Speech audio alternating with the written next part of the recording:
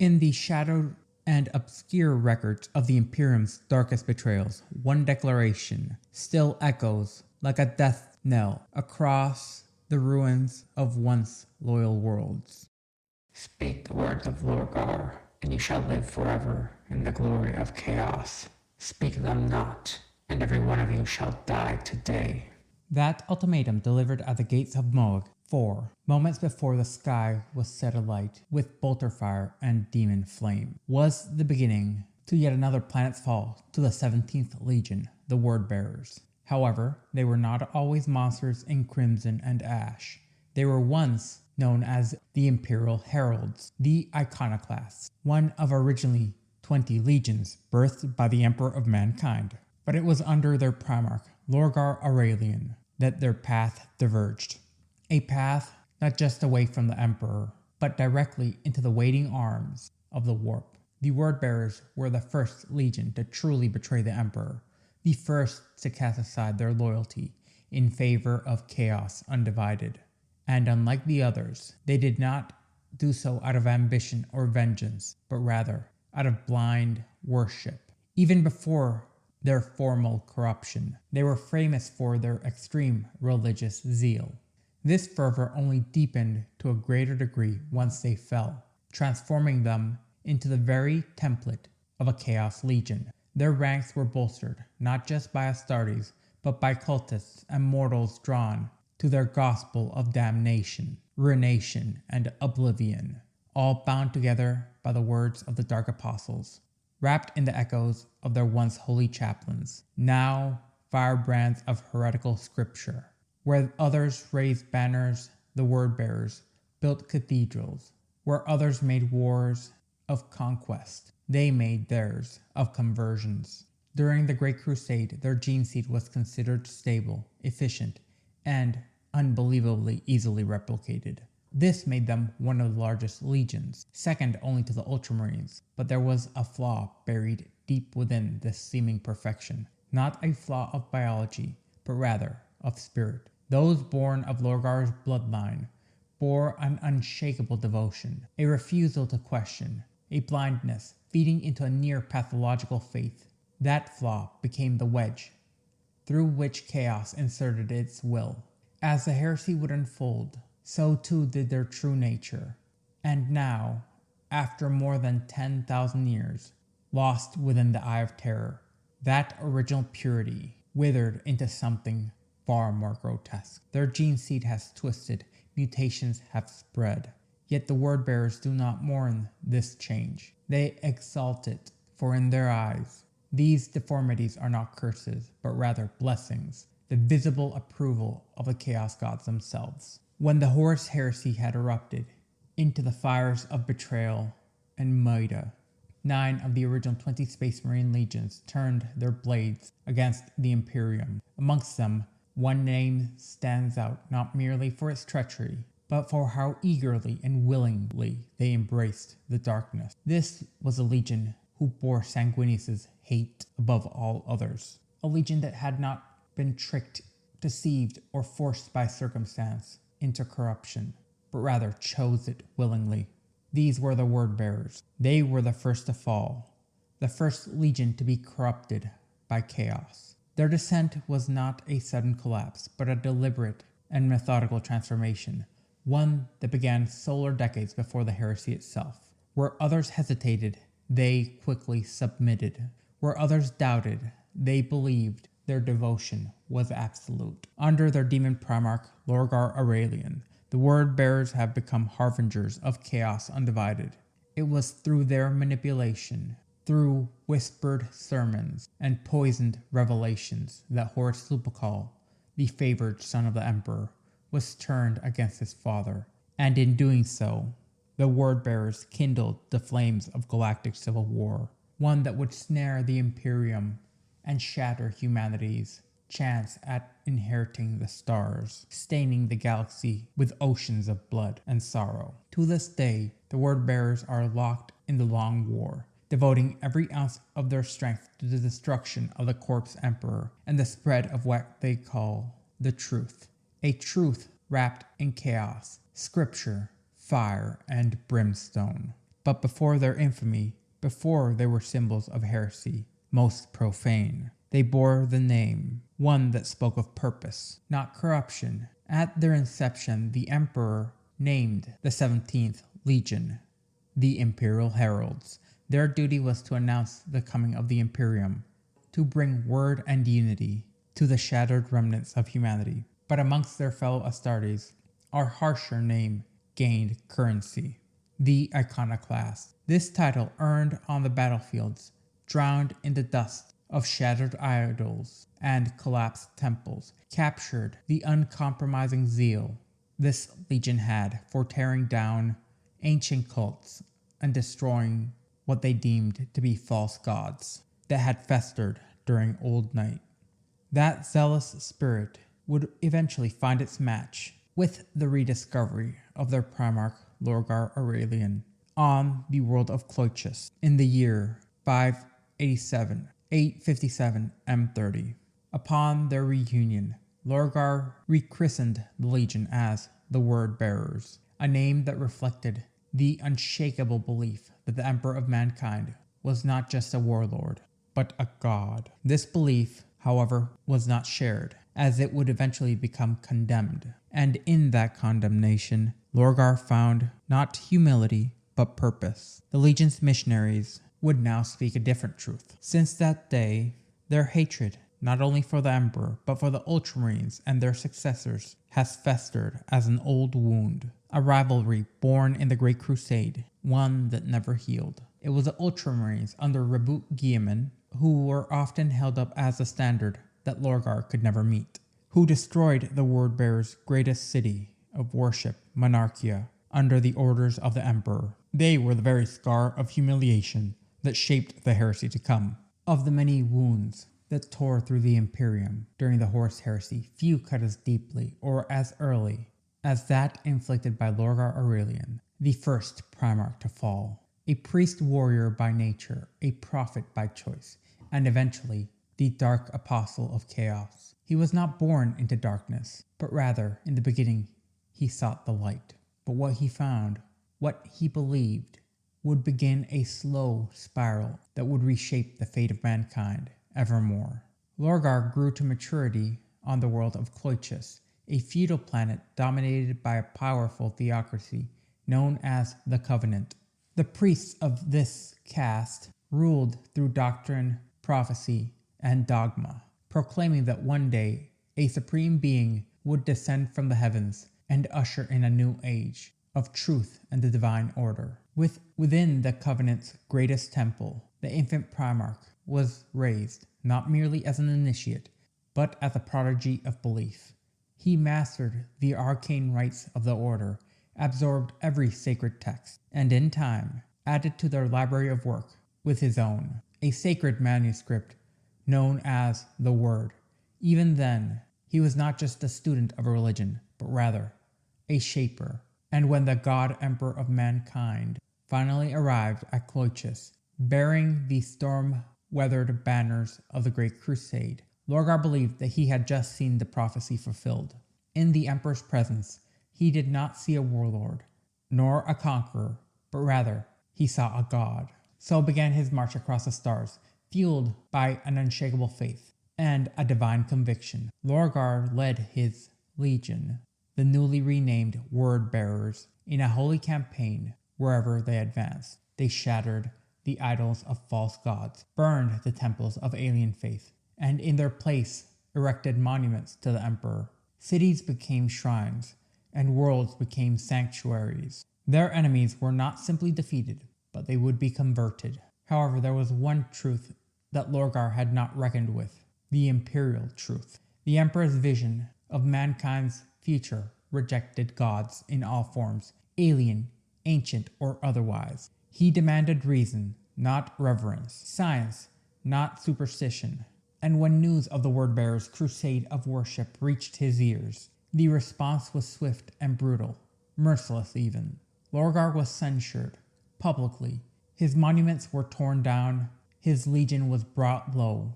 The Emperor, whom he had defied, refused divinity. And the message was clear: there would be no gods in the Imperium, even him.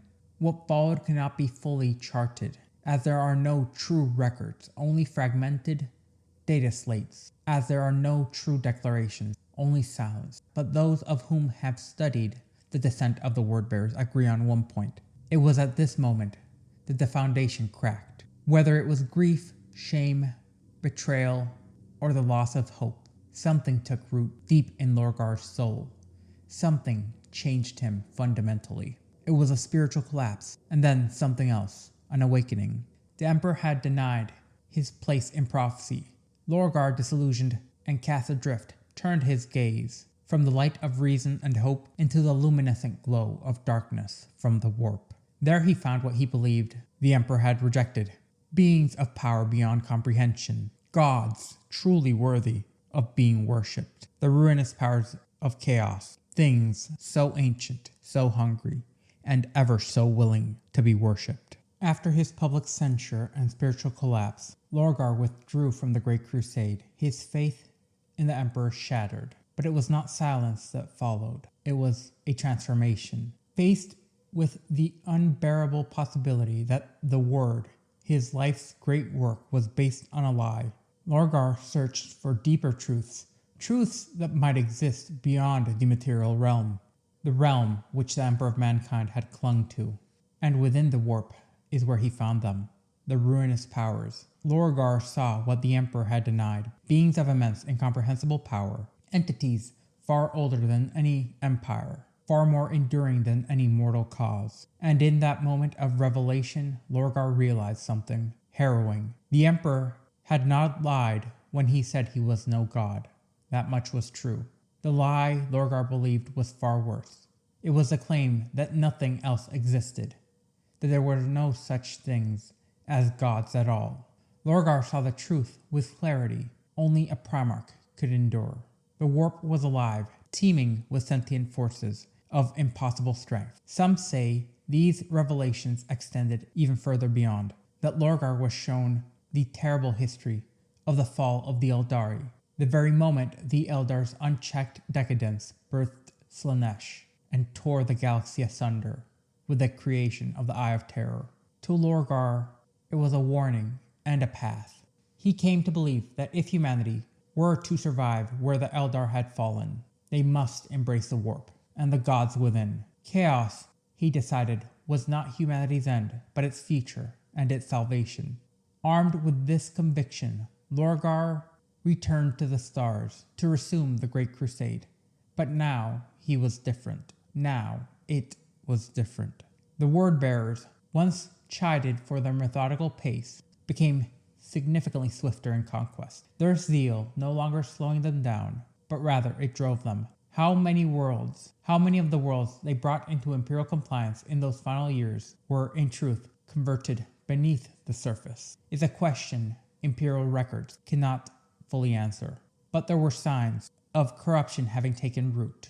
The seeds of heresy had been sown. Many have since argued that the word-bearers' influence did not end with themselves, that their quiet sermons and whispered doctrines may have laid the groundwork for the fall of every other traitor legion. However, how much of this is true is, in fact, difficult to prove, as their presence loomed near many of the critical turning points that preceded betrayal, but not all. And when the War Master Horus Lupercal finally renounced his loyalty to the Emperor, the word-bearers stood at his side without a moment's hesitation. They were not merely participants in the heresy, they were its very architects, its priests, its first believers. And when open war had erupted, their hatred found a particular focus: the Ultramarines. To the word-bearers, Reboot Guilliman and his legion had always represented a favored child, elevated by the Emperor, praised where Lorgar was rebuked. The destruction of Monarchia, the perfect city built in the Emperor's name by Guilliman's hand, was never to be forgotten. And so, plans long set into motion reached their apex at Calth, a world in the heart of the Ultramar sector. The word-bearers had struck without mercy, launching a campaign of devastation as entire cities were burned and legions of warriors were slain, as the world was nearly consumed. Though the actions of the word-bearers would eventually be repelled, the damage had already been done. But the deeper purpose in this assault remains a matter of intense debate amongst Imperial historians and Inquisitors alike. It is increasingly believed that Lorgar's objective was not revenge alone, but rather that by engaging the largest Loyalist legion at Calth, by tying them down in a war of attrition, the Wordbearers ensured that the Ultramarines would be absent when Horus made his final push towards Terra. When the siege of the Throne World began, Guilliman and his sons were still thousands of light years away, and by the time it arrived, they had been too late. In the ashes of the Horus Heresy, as the Warmaster lay slain, and the siege of Terra was broken, the Wordbearers did not just vanish, they withdrew. Their retreat was not one of surrender, but rather of transformation. While the Imperial forces attempted to reclaim the shattered worlds that had been lost during the heresy, the Wordbearers slipped into the rolling depths of the Eye of Terror. It was here amidst the madness incarnate that their Primarch Lorgar Aurelian was rewarded. The former prophet of the Emperor was now fully devoted to the ruinous powers, and in doing so, he was granted demonhood, an apotheosis only achievable through complete and irreversible damnation. But not all of the Legion followed Lorgar into the Eye. A significant portion took refuge in another warp bastion of chaos, the Maelstrom, a second, less stable region of the warp.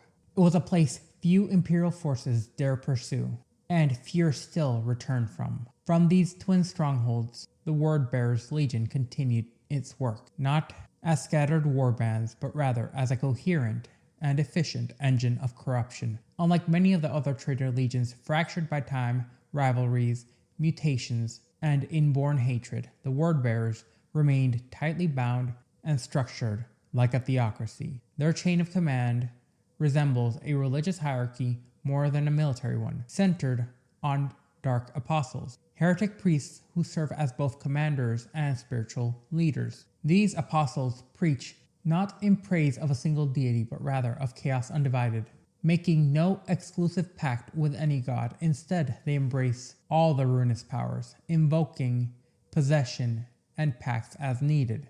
They bend the knee only to the word. Lorgar's vision for the galaxy fused with the warp.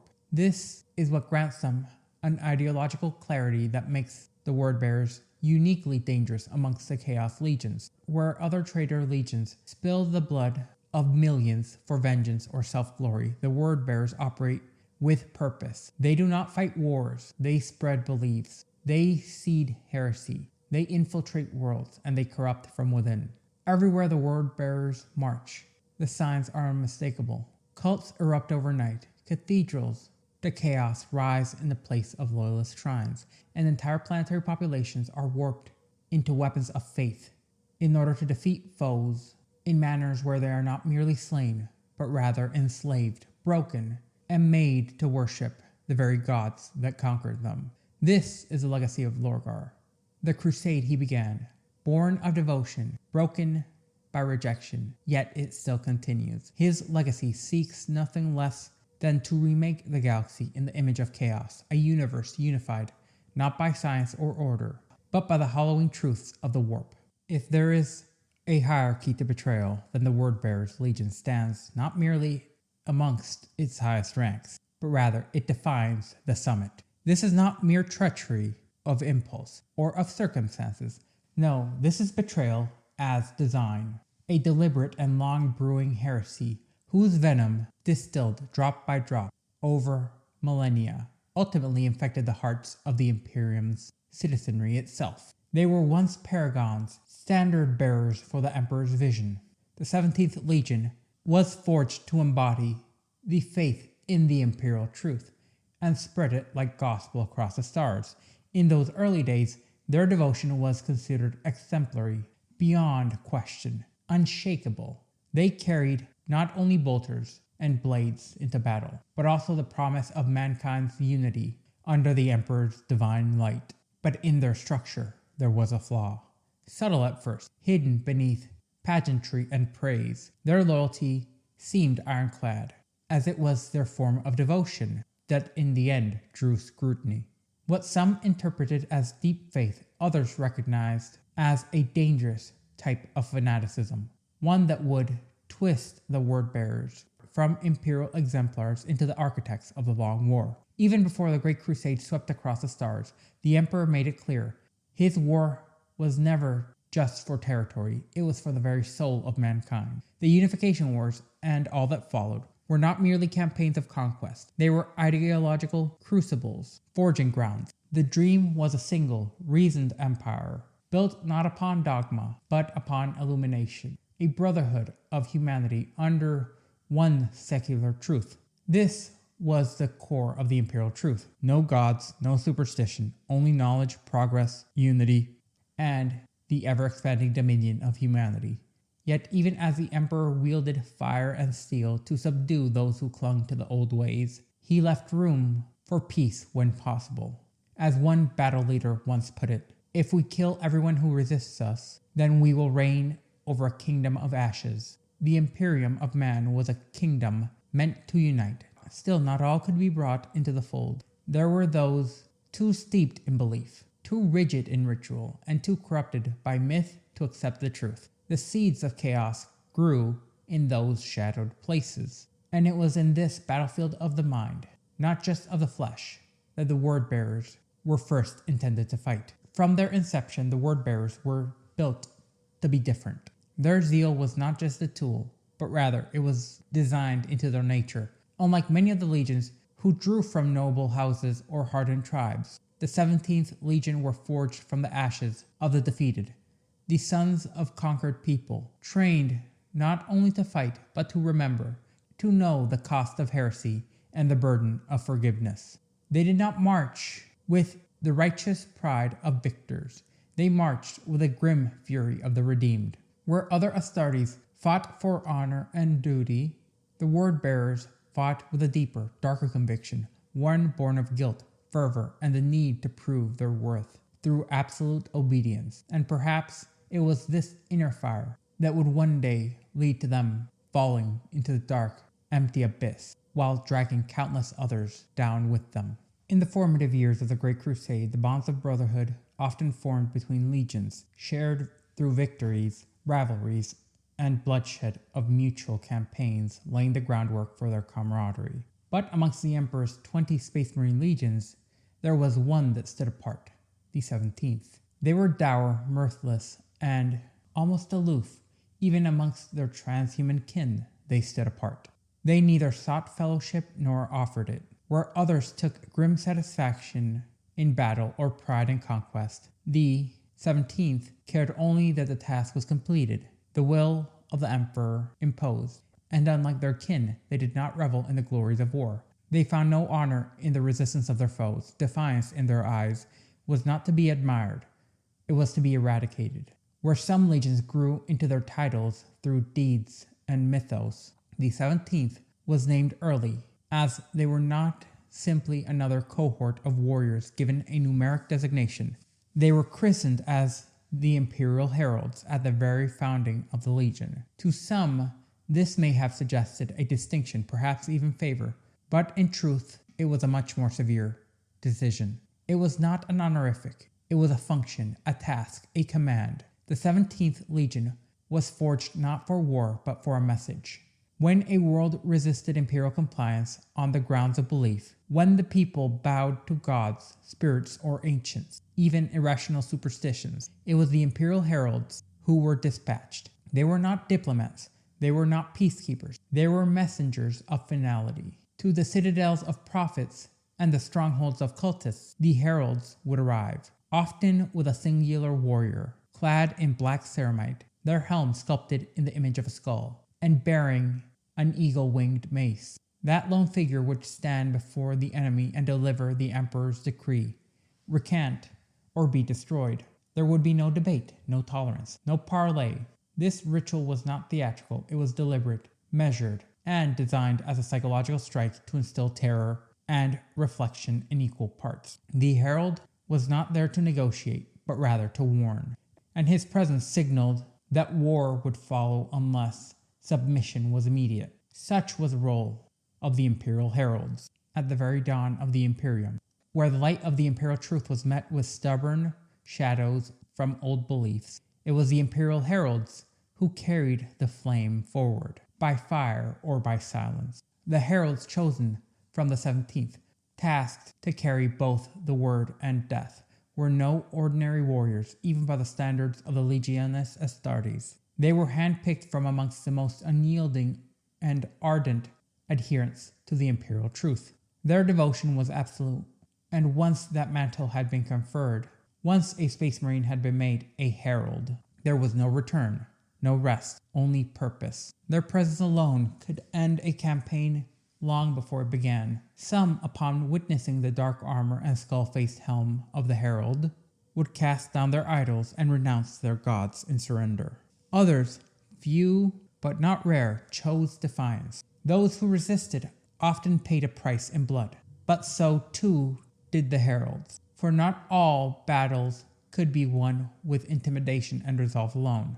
Many fell. Some were brought low only after felling hundreds. Overwhelmed by sheer numbers, torn apart by desperate hands. Their message, however, endured, because the heralds were never the final word. In the wake of this fallen brother would come the Legion proper, grey-armored giants descending with fire and precision. There was no flourish, no cruelty, no indulgence in violence. The war waged by the 17th was a deliberate and mechanical affair. Where other legions fought in ways that mirrored their temperaments, the 17th fought with a cold efficiency of a hammer striking a fault line. To them, warfare was not an expression of identity, it was a tool, a means to an end, to clear the field for a greater struggle. Because, for the Imperial Heralds, the true war was not of flesh and steel, but of belief. Once a population had been subdued, the real work would begin. Temples were entered, shrines were desecrated, libraries, great storehouses of thought, were methodically purged. Texts were siphoned through with brutal clarity, divided into two categories, rational truth and falsehood. Those volumes which exalted gods, spirits, or the arcane were condemned. Icons, idols, relics of worship were all dragged into public squares and broken before the people. There was no tolerance, no mercy, nor would there be mercy for those who clung to the past. Those who had once thought superstition or safeguarded its symbols were brought before the flame, their fates tied to the very lies that they had preserved. They were burned together, man, book, statue, all of them reduced in a single act of purification. And yet not all were lost. Those who turned from ignorance, who renounced their beliefs, and embraced the light of the Imperial Truth, were offered a chance to begin anew. But the choice was stark. Accept the Emperor's truth, or join the pyre. At last, the final symbols of the old ways, the temples, the sanctuaries, even the palaces, were torn down stone by stone. Dust was all that would remain, and when the work was finished, the grey giants would depart. The saved were left behind, surrounded by the rubble of what once was, and made to begin again, enlightened or at least obedient. It was a cycle that they repeated again and again and again, across the galaxy, across dying landscapes, from old Earth during the Unification Wars, and later, throughout the stars. Their title, the Imperial Herald, remained official, but it would fade from common use. In whispers and in field reports, in the grim nicknames and half-spoken warnings, another name would take hold, the Iconoclast. To the brother legions and the fledgling Imperium, that is a name that would endure. They were once the Imperial Heralds, the Emperor's own emissaries of truth and fire. But history, especially the shadowed history of the Horus Heresy, rarely allows even the most noble titles to remain untainted. We will see how the legacy of the 17th, once the bearers of the Imperial Truth, now the word bearers, devoted apostles of Chaos Undivided, transformed, as it was neither sudden nor was it obvious, but a long and subtle decline, concealed beneath layer upon layer of piety, zealotry, and absolute conviction. Before they pledged themselves to the ruinous powers, the word-bearers were already feared by their brother legions, if not in open word, then certainly in whispered breath. To the War Master Horus Lupercal, to the Primarchs, and to many commanders of the Crusade, They were the Iconoclasts, a name born from their relentless destruction of temples, their burning of libraries, and the pitiless purging of all those who dared cling to the beliefs of the Age of Strife. But behind the black-skulled helms and the fire-wreathed proclamations stood a deeper truth, one that burned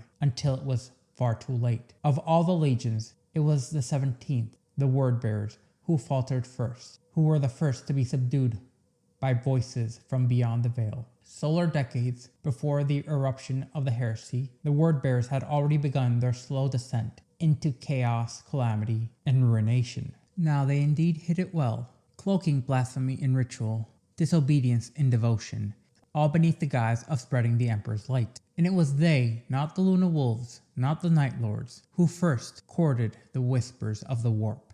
They who would ultimately guide the War Master Horus, once the Emperor's favored son, into the very clutches of the dark gods, sealing the galaxy's fate in blood, fire, and brimstone. Today, the word-bearers are amongst the most zealous of the traitor legions. Every action, every campaign, every sermon, on every scorched world they conquer is aimed at one goal: the fall of the so-called Corpse Emperor and the universal acceptance of chaos as mankind's final truth. Their greatest foes are not the Inquisition, not even the Grey Knights. No, it is the Ultramarines and their successor chapters who bear the brunt of the word-bearers' hatred. From the burning of Monarchia to the devastation of Calf, the feud runs deep, fueled by pride, betrayal, and centuries of doctrinal oppression. The tale of what would truly change the word-bearers begins not with thunder, but with dust and quiet dread.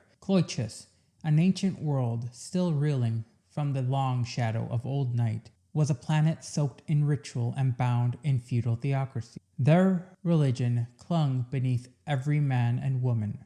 It whispered in the grain fields and echoed throughout the stone towers of its cities. Technological grandeur had once marked its distant past, but superstition and spiritual ritual now reigned supreme. The ruling priesthood, known as the Covenant, held power by divine decree. Its authority was enforced not by steel alone, but by the weight of tradition and the belief in higher powers. For deities revered as benevolent, sacred, yet unknown to most, in truth, were the chaos gods in subtler forms. It was into this changed that fate hurled an infant, wrapped in starfire and secrecy, far from the vaults beneath the Himalayan mountains of Terra, where one of the Emperor's greatest works had vanished. Lorgar Aurelian, cast into the warp by the universe's worst mother, like his 19 kin, who were also scattered across the stars. His capsule did not land in a cradle of science or peace, but rather shattered into the reverence-soaked soils of Cloiches, a desert tribe of outcasts known as the Declined, led by the weathered chieftain Fan Morgal, discovered the capsule with a child within. They named him Lorgar, or Raincaller, in their old tongue, a name heavy with omen, though none could yet know of its true weight. 17 days later, the boy, now grown with an unnatural speed, was discovered by Kor Phaeron, an exiled priest of the Covenant, his soul already bent by ambition and heresy.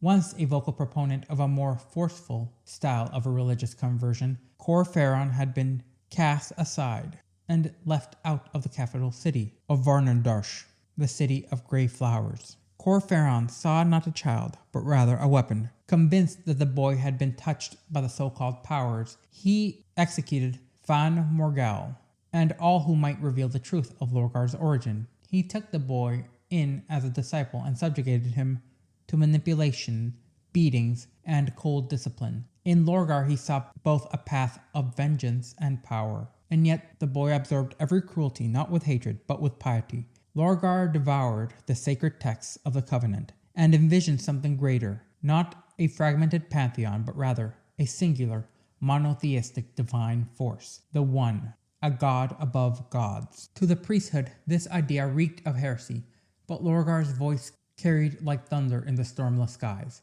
He began to gain followers, not by command, but through conviction. Kor Phaeron, torn between control and sheer ungodly awe, tried to bend the boy to his will through pain, though bruised and battered, remained loyal.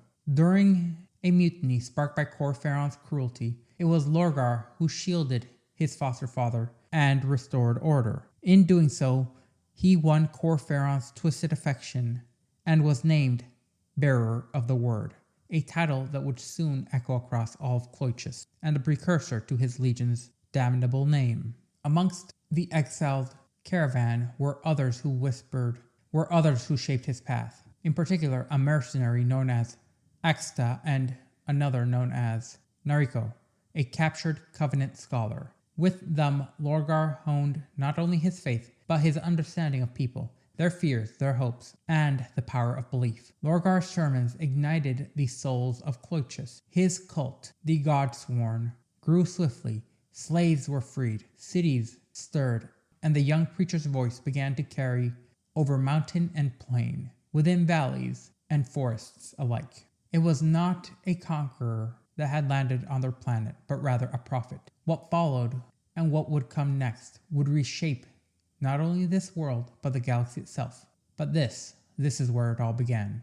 In the archives of the Copernicus Speculum Historiale, we find a rare and haunting relic. An idealized remembrancer's sketch of Primarch Lorgar Aurelian during the Great Crusade, draped in flowing robes and adorned in ceremonial armor, where he appears less as a warrior and more as a prophet, not one of peace, but of conversion. It is said that after a searing sermon delivered at the gates of Vorodaj, the capital city of Cloychus, the gates did not fall, but rather they opened. And what lay beyond was not resistance, but rather submission. The lower clergy of the Covenant, fearful or perhaps eager to survive, presented Lorgar with lifeless bodies of their own ruling ecclesiarch and his hierarchs. Their corpses were offered not in defiance, but rather as a gift to the city's new ruler. From that moment forward, the Godsworn, the fervent followers of Lorgar, began a campaign of spiritual domination. City by city, Cloychus fell. Some opened their arms willingly to the new faith, others were silenced by the sword. There would be no tolerance for heresy. The belief in the One would be absolute. Yet a final bastion would remain, the city of Geherval, which was guarded by a relic of the dark age of technology known as the Storm Generator. The city itself was enshrouded in a violent and unrelenting tempest, but the storm broke, not by machine failure, nor by siegecraft, but witnesses claimed that it was Lorgar himself who stepped into the maelstrom and parted the heavens. Through that gaping calm, the Godsworn surged forward, and the city fell. With it, the conquest of Cloychus was complete. Kor Phaeron swiftly was appointed as high priest of the new covenant, but there was no time for formal celebration, as Lorgar declared to the masses that their true work had only begun. But this ascension bred resentment. The old ecclesiarchal hierarchy, once the masters of Cloychus' spiritual rule, watched as Lorgar's influence outshined their own. The Covenant's halls, once unified in doctrine, began to fracture. For years, Lorgar had been plagued by visions of a golden warrior clad in radiant bronze, accompanied by a cyclopean figure cloaked in blue. These were dreams that drove his convictions, fueling his message that the one God would soon walk amongst them. That message shattered the religious status quo. Mass conversions would follow, and the people of Cloychus began abandoning their veneration for the four powers and turning instead into a singular doctrine, that of Lorgar's one God. The old guard, the Covenant, reacted swiftly, branding him as a true heretic as they attempted to arrest him, only to be cut down by his zealous protectors. And so the Covenant was split. On one side stood the Old Faith, on the other the Godsworn, also known as the Brotherhood of Lorgar. And as the lines were drawn, the world was plunged into a bloody holy war, now remembered as the Schism Wars. The conflict itself would rage for 6 long standard years, and the final blow would only come in the heart of Vandarush, where Lorgar, leading his fanatics, stormed the Citadel of Illumination, the very place that he had once studied within. The monks, many of whom he had known, were butchered, their sacred texts burned to ash, their ancient order extinguished in a night. That night was the last resistance of the Covenant was when the last resistance of the Covenant fell. Yet even in victory, shadows lingered. 1/3 of Clochis' population had rejected the Godsworn's vision. What followed was not forgiveness, it was a first grand purge, one that would see Lorgar's warrior monks, each personally chosen by the Primarch, cleanse the planet of descent. Entire bloodlines vanished.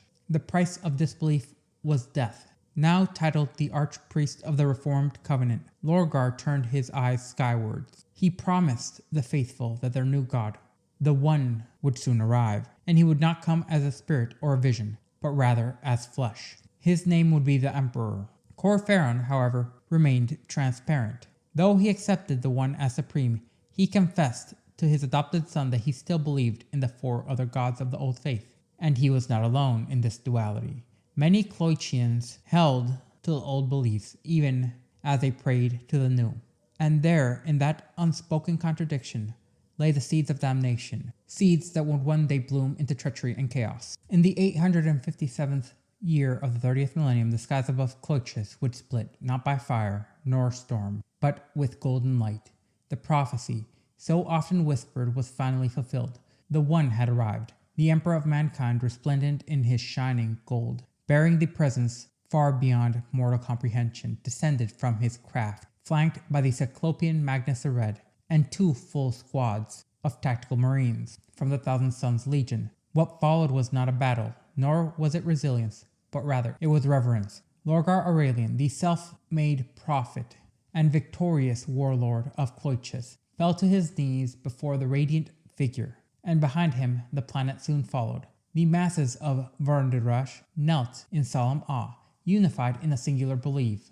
The god that they had long awaited now stood before them in the flesh. To Lorgar, this was no surprise. Every vision, every sermon, every war fought in the name of the One. It had all led to this moment. And now the Uzren was vindicated. The Emperor had fulfilled the prophecy, the culmination of years upon years of bloody crusade and doctrinal upheaval. And the people of Clochis had rejoiced, and they worshipped. But the Emperor did not come to be worshipped. Despite Lorgar's declarations and despite the hymns and incense, the Emperor showed no pleasure. He issued no divine proclamation. His mission was made clear, grounded not in faith but in unity, in order and in logic, and above all else, in truth, the Imperial Truth.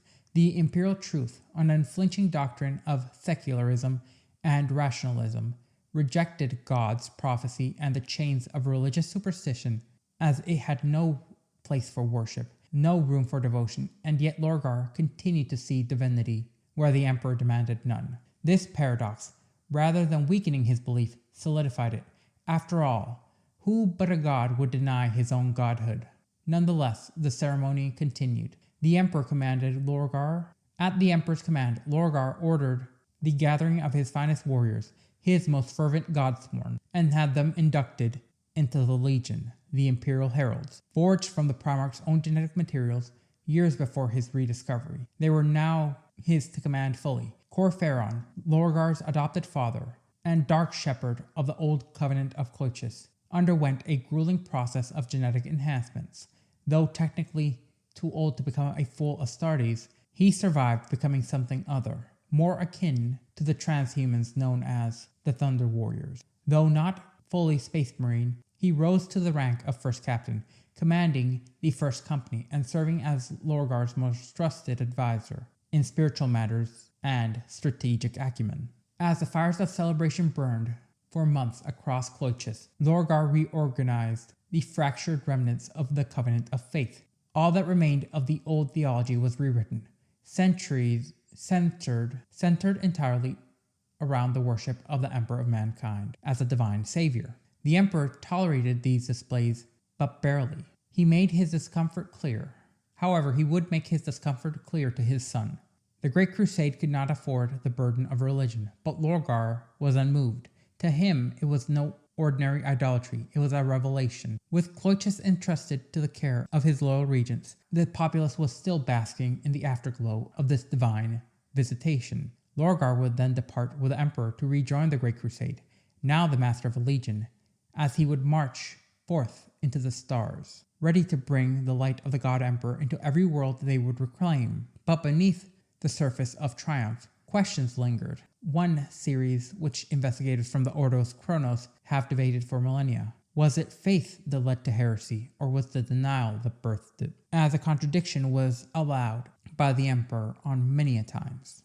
Yet he demanded obedience to his secular truth. Yet his most devoted son would see this as the true display of godhood. And yet with every denial, Lorgar's conviction would only grow stronger, and his fanaticism would consume him as the Great Crusade would go on. Across the vast theaters of the Great Crusade, whispers persisted, quiet at first, but growing louder and louder still as time went on, in the shadowed corners of conquered worlds. It was not the loyal who first called the Emperor divine. No, it was his enemies. Facing annihilation and stripped of their ancient powers, these broken tyrants, mystics, and high priests did not see a warlord or a strategist, but something far grander and older. An angel, a spirit, a demon, or simply God. They prayed to him with names stolen from forgotten tongues. Under blood-red suns, it was their final act of resistance, or perhaps it was reverence, for only a god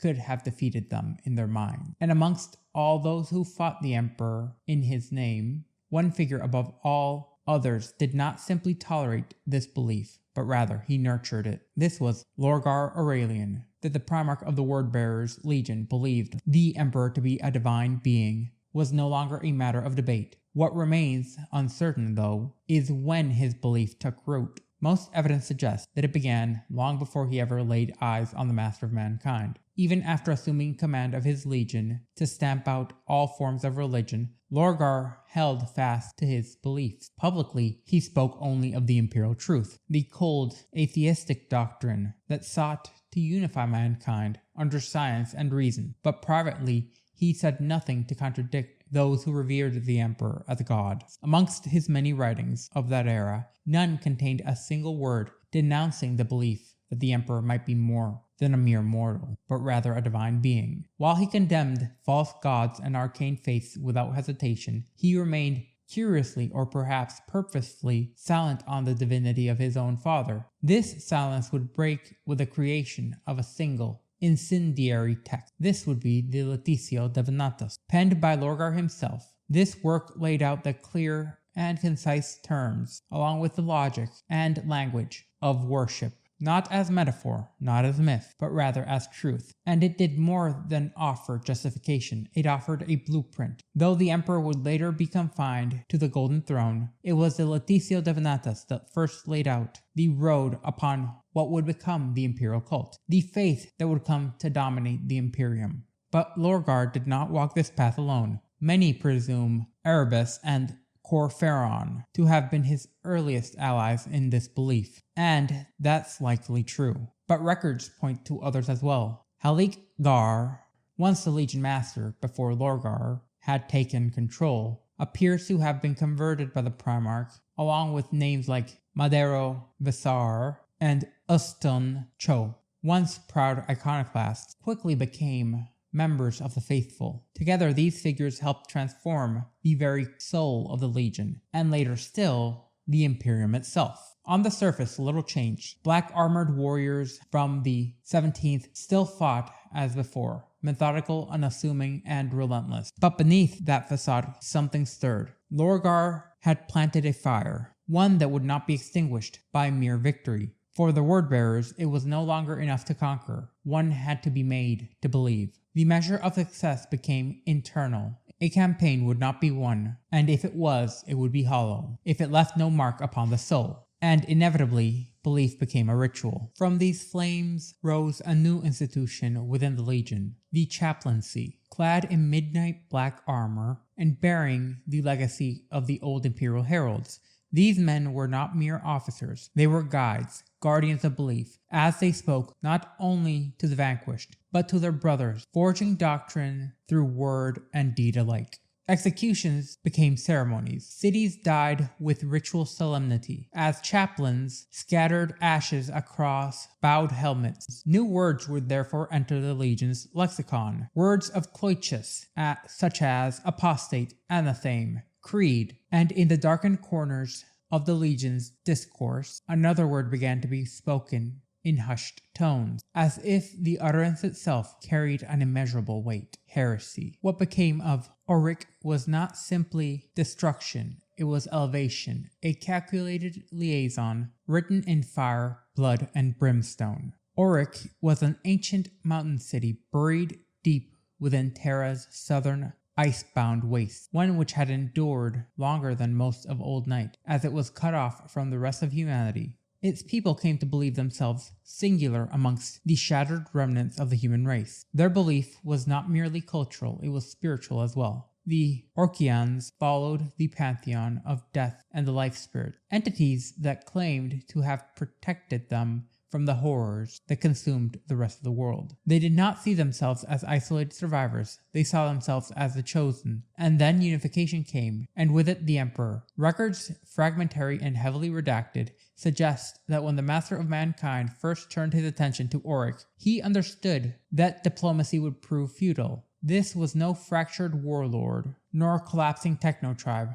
Auric held conviction, fortified by prophecy and myth, so the Emperor turned to those whose very doctrine was designed to erase such belief, the 17th Legion. At this time, they were still known as the Imperial Heralds, not yet the word-bearers they would eventually become. But even then, their mission was clear: bring the Imperial Truth to all corners of old Earth and destroy all resistance to its spread. The city was given a choice: submit to unity or be destroyed. The priest kings of Auric did not hesitate. They offered no answer. No messenger returned. Instead, the herald's first transport was met with fire as it descended through the storm-choked sky. What followed was not a siege, but rather an annihilation. Macro bombers emerged from the clouds like shadows of judgment. Seismic charges shattered the mountain's defenses, and the rock split. The air shook, and through the broken flanks of the peak came the Imperial Heralds, grey-armored giants moving with relentless precision and pace. As they advanced, covering the Thunder Siege tank, bolters roared, flames hissed. Every tunnel, every cavern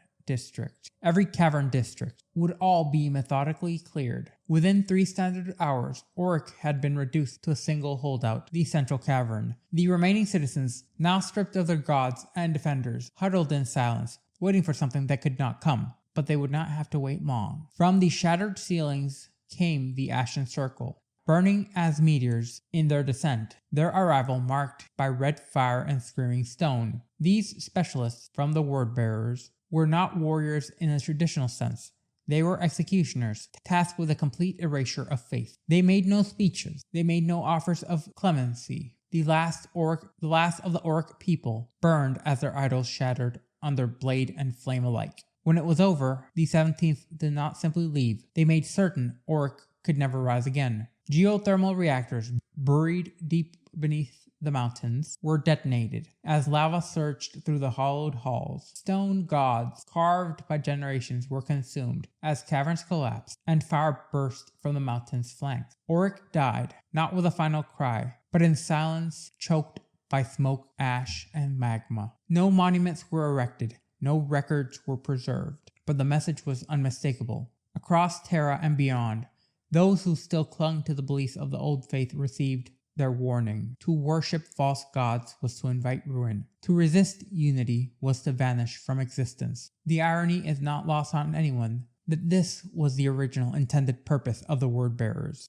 as they would eventually become the antithesis to this stated purpose. Later, during the Great Crusade, the Word-Bearers, at the time known as the Imperial Heralds, waged a war with a singular focus. To them, conquest was never enough. Conversion was a true measure of victory. Wherever they marched, ancient texts, idols, and relics of alien or human faith were thrown into great pyres, consumed alongside the ruins of the defeated. Yet amidst this destruction, they built monolithic cathedrals and towering monuments dedicated not to reason or science, but to the worship of the Emperor himself. Chaplains of the Legion, handpicked by Lorgar Aurelian, did more than offer counsel to their brothers. They were the architects of the belief system itself, crafting sermons and devotional texts that painted the Emperor not as a mere leader, but as a living god. In every compliance campaign, the pattern repeated itself. A world would be conquered, its faith burned away, and in their place, the god Emperor was enthroned in the hearts of its people. Their progress was slow,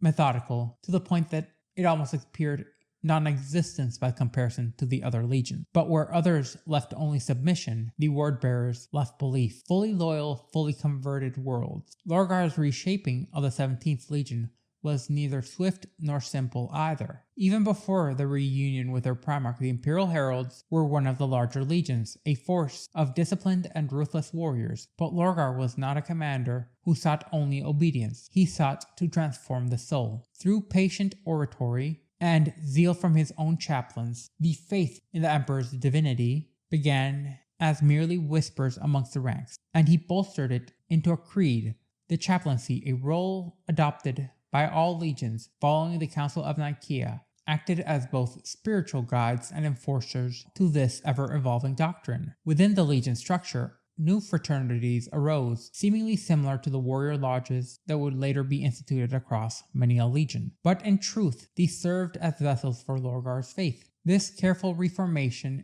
echoes the methods Lorgar would later use to corrupt entire legions during the Horus Heresy. It may seem paradoxical that warriors who had once burned idols could themselves embrace worship, but this was the nature of the fanatic. The need for purpose, transcended purpose, burned in their cores, and when rationality failed to satisfy, faith took its place. A second factor, subtle yet profound, fueled the transformation: the crusade itself. As the Great Crusade expanded, the 17th Legion was constantly reforged through attrition. New recruits, sons of Clochus, and later countless worlds began to outnumber the Terran-born iconoclasts, who had first marched under the Imperial Truth. These warriors, raised on worlds steeped in belief, found Lorgar's faith not strange, but rather natural. When the last of the old iconoclasts had fallen, and every last battle brother believed, Lorgar sealed his work. He shed the Legion's old name, the Imperial Heralds, and he rechristened them as the Word-Bearers. To the Imperium, this name spoke of their duty to spread the Imperial Truth. However, to Lorgar, it was a final step in the transformation that he had always intended, to make his Legion bearers of faith. Much like his legion, Lorgar Aurelian was unlike any of his brothers. Where they were instruments of war, Lorgar was an architect of creed. To him, religion was not a weakness, but the highest expression of the human soul. He believed utterly that the Emperor of mankind was indeed divine. But this conviction set him on the path that ran counter to the very foundation of the Imperium. The Imperial Truth, cold, unyielding, atheistic, and utterly inflexible, demanded the destruction of superstition. Lorgar, however, sought to build a new faith upon its ashes. He was not respected by his brothers, as Fulgrim and Guilliman, along with others, saw him as the runt of the Emperor's chosen, less a warrior than a preacher, a soul too reflective for the harsh necessities of conquest. While other legions left burning trails across the stars, the word-bearers would linger, raising temples as often as they razed fortresses. With the Great Crusade reaching its peak, the contradiction at the heart of Lorgar's nature became undeniable. Worlds that were brought into compliance and stripped of their alien gods and sorceries, and yet left completely empty with their cultures having been hollowed out, had no need for the Emperor's rational truth. However, Lorgar offered them something more. He offered them worship. On conquered worlds, chaplains and mortal preachers fanned the flames of belief, as Lorgar himself delivered sermons so powerful that millions converted by his voice alone. Where once temples had stood, now greater monuments to the God Emperor had risen, their foundations laid upon the bones of those who had refused. These worlds thrived, but unknowingly they had been doomed. The piety Lorgar instilled would one day draw them into the shadow of chaos. Faith, carefully sown, would one day deliver the very weapon that would shatter the Imperium's foundations. It started with whispers, not in the echoing halls of the Imperial Palace, but in outer sectors along warfronts where battle-weary regiments and expeditionary fleets overlapped with the 17th Legion. At first, no one gave the talk any weight. Every legion had its quirks, its cults of personality, its strange battlefield customs, but the stories surrounding the word-bearer were unusually different. Rumors circulated that the Sons of Lorgar did not simply fight, they worshipped. Accounts emerged from attached Imperial Army officers and Mechanicum observers who spoke, always off the record, of rituals held in shadowed ruins, sermons delivered amidst the corpses of the vanquished, words spread of ornate symbols carved into stones of reconstructed temples built not after the war but during. Some began to wonder out loud. Had the once famed iconoclasts, the persecutors of all false belief, now embraced the practices they once erased? Had faith, long forbidden under strict codes from the Imperial Truth, taken root once more in their hearts? The scale of the Great Crusade made confirming such speculations all but impossible. It was a campaign of staggering breadth, where fleets were measured in the thousands and armies in the millions upon millions, all scattered across the stars and held together by only fragile threads of warp communication and astropathic relays. The Emperor, seated on Terra, and his war council did not possess the reach to scrutinize every decision made at the galactic frontier. There were too many fires, too many fights, too many enemies to crush for the distant behavior of one legion to command immediate and absolute attention. And so the word-bearers continued, seeing this lack of a challenge as permission. But faith, unlike war, leaves its own arithmetic not just upon the soul, but upon the mind as well. While other legions brought entire sectors under compliance, the word-bearers returned with reports of only a few worlds claimed. Despite deployments of equal size and strength, numbers didn't lie. Discrepancies were small at first, then notable, then impossible to ignore. As the decades passed, high command within the Crusade's central bureaucracy finally took notice, as the War Council flooded in with logistical concerns and discrepancies about allocation reports. The authorities authorized a series of quiet inspections, dispatched not as accusations, but under the premises of logistical review. Small expeditions were sent into a cluster of recently subsumed sectors, brought into compliance by the 17th. Their task was straightforward: determine if the delays were the result of unexpected resistance, logistical constraints, or something more troubling. What they discovered required no further interpretation. There had been no excessive resistance, no prolonged sieges, no disastrous incidents or Xenos incursions to delay the word-bearers.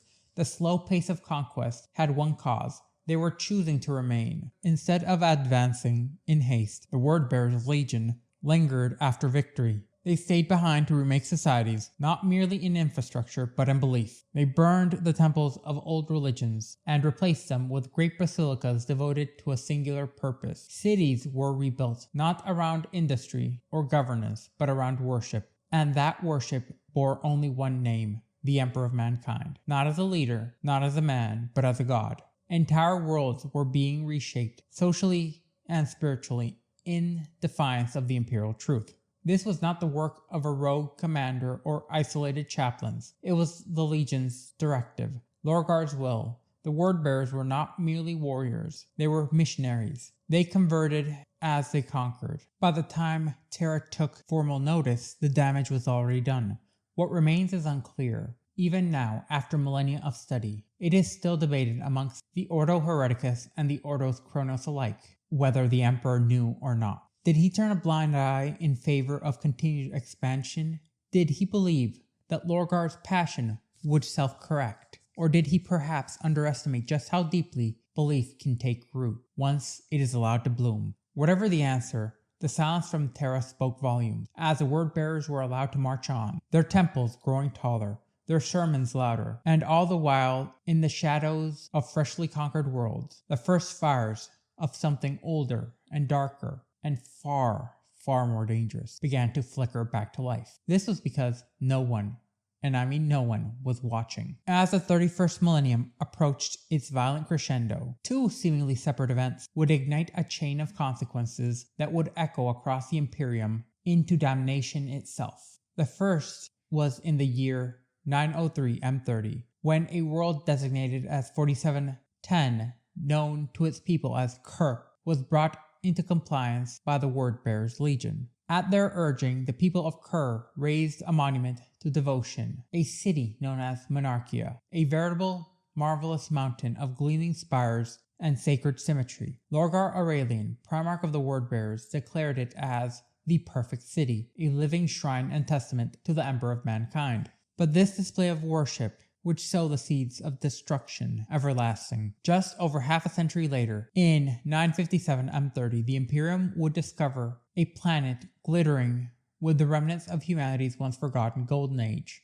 Melikji, a beacon of civilization at the galaxy's trailing edge. Star docks ringed its moons, and cities of steel and glass shimmered under the stars. Yet beneath this utopia lay a horrifying secret.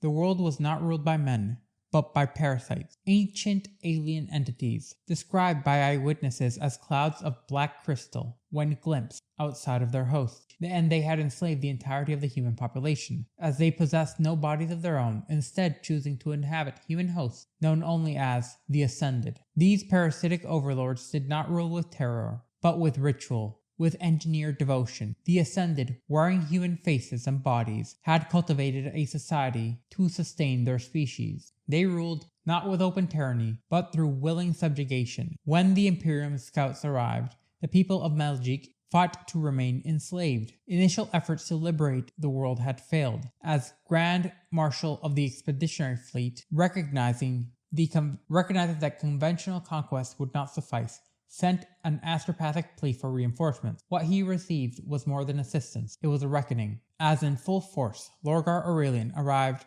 with 8 full chapter equivalents of word-bearers. Upon hearing of the first-hand accounts from liberated captives, he gave a singular command: light the first fire. The Castigator, a war barge of the 17th Legion, entered the system without power and cloaked in silence, slowly drifting behind the world's sphere of orbital defenses. It launched a volley of Nova-class Melta-tipped torpedoes towards the Ascended's orbital cities. These structures, 9 in total, hovered just above the planet's surface, and were home to these parasites, who seemingly feared their own cattle. When the Castigator truly revealed itself, Magic's fleet responded in full, only to be swept aside in a battle that lasted less than an hour. Then came the drop. 5,000 word-bearers, 100,000 Imperial Army auxiliaries, and a litany of others fell upon the world, and they struck the surface in unison. The ground war was immediate and apocalyptic.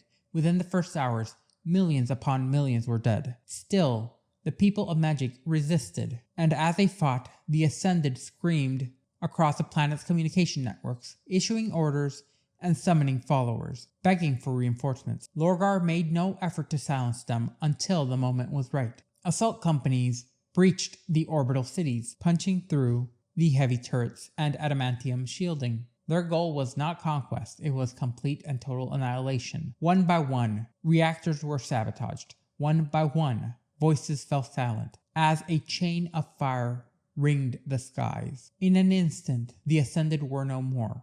On the surface, their former thralls stood in the smoking ruins of rebellion, staring skyward in silence. Most surrendered immediately. The rest would not last a week. 10 years later, Magic sung hymns to the Emperor, but 50 years on, these same voices would whisper darker prayers. In 007 M31, half of Magic's sons and daughters would stand beneath the banner of the word-bearers once again, this time not as liberated servants, but as cultists, chanting the names of alien gods at the gates of Ultramar itself. But the seeds of the world's fate were planted, not only in fire, but thanks to humiliation.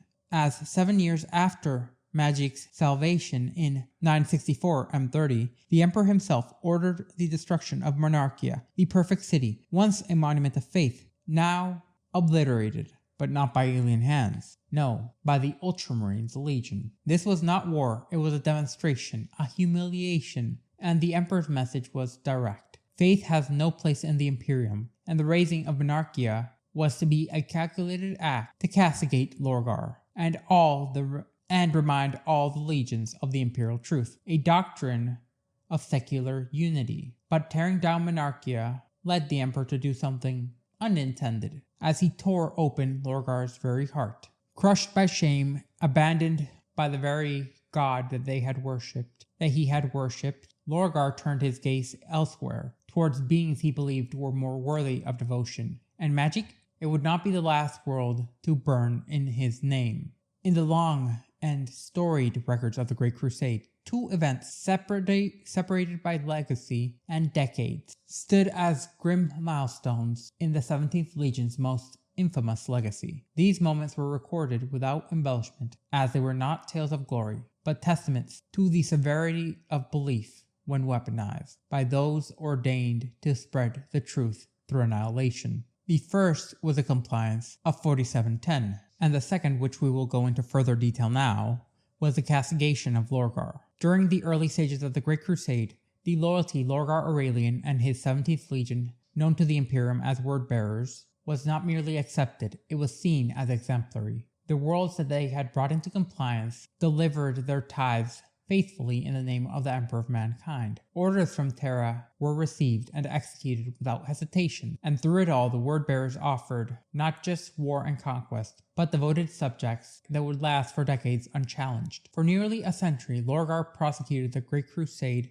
with a sacred intensity, building not just an empire, but a faith, a religion, a creed, as his legion crafted monuments, composed litanies, and forged the belief that the emperor himself was not merely a ruler, but a god incarnate. And for a span of time, the emperor remained silent upon these actions, as no reprimand came and no rebuke was issued, but rather it was silent, a silence that would not last. As the crusade reached its zenith, the emperor's patience frayed. Though he had once tolerated his son's seal, he came to view it now as a hindrance. The slow pace of compliance on the worlds touched by the word-bearers had become an irritation. Lorgar was not merely conquering, he was taking undue time in converting people. The emperor could not create an imperium to enshrine belief. His vision was that of secular unity and scientific pursuit. The very Imperial Truth was a cornerstone of what he believed humanity should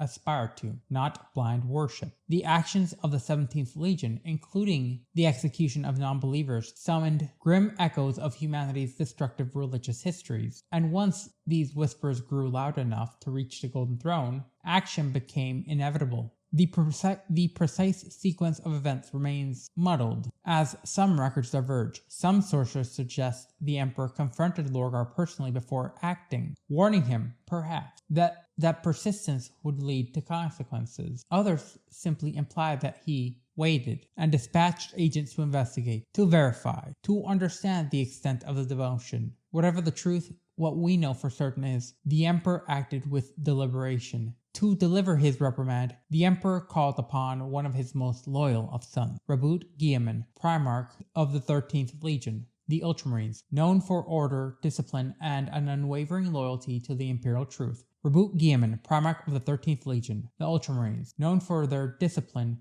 and an unwavering loyalty to the Imperial Truth. Guilliman was not chosen at random. He was a living contrast to all things that Lorgar represented, a pragmatist to a preacher, a builder of empires to one who would raise cathedrals. No transcript survives of their direct meeting. Nevertheless, it is known that Guilliman would not speak of it. But soon after, he led his legion, 100,000 strong, to a place that would be forever scarred in the minds of the faithful. That place was Kor, officially known as 4710. Kor had once been brought into imperial compliance nearly a century earlier. Its capital, Monarchia, had grown under the guidance of the word-bearers into a city of unmatched beauty and spiritual fervor. A perfect city built in worship to the Emperor of Mankind, who they viewed as a divine being. Cathedrals pierced the skies, hymns constantly echoed from carved stone, and belief was etched into their very architecture. And then it would be destroyed, on the direct orders of the Emperor of Mankind.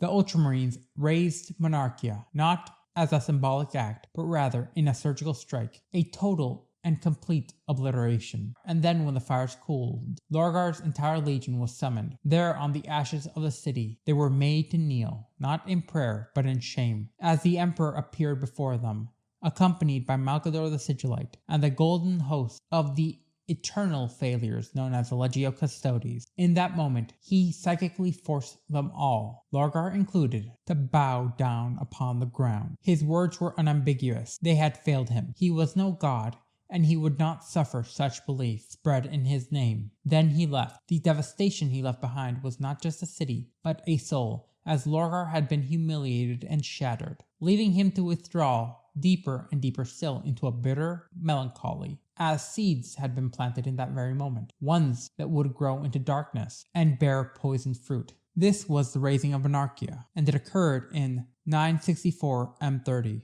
being the fact that it was a decisive blow, not against an enemy, but one against a brother. And in hindsight, it was not a lesson properly delivered, but rather an open wound that would be left to fester. Some say the heresy to come was born here, not in rebellion, but rather in heartbreak. And heartbreak, as history has shown us time and time again, makes for a dangerous faith. Following the raising of Monarchia, the path for the 17th Legion splits like a blade. One edge forged for public scrutiny, and the other hidden deep within the shadows. The first tale is the one that the Imperium believed, a narrative of redemption, a legion scorned yet seemingly reborn, emerging from disgrace to resume the Great Crusade with a newfound zeal. This record is inscribed within Imperial archives, show the story of a Primarch corrected, of a son who learned from his father's censure. But the true story, the one hidden beneath this veneer of obedience, is far more disturbing. In the immediate wake of Monarchia's destruction, Lorgar's response appeared to be retreat. His legion all but vanished from the wider theater of war.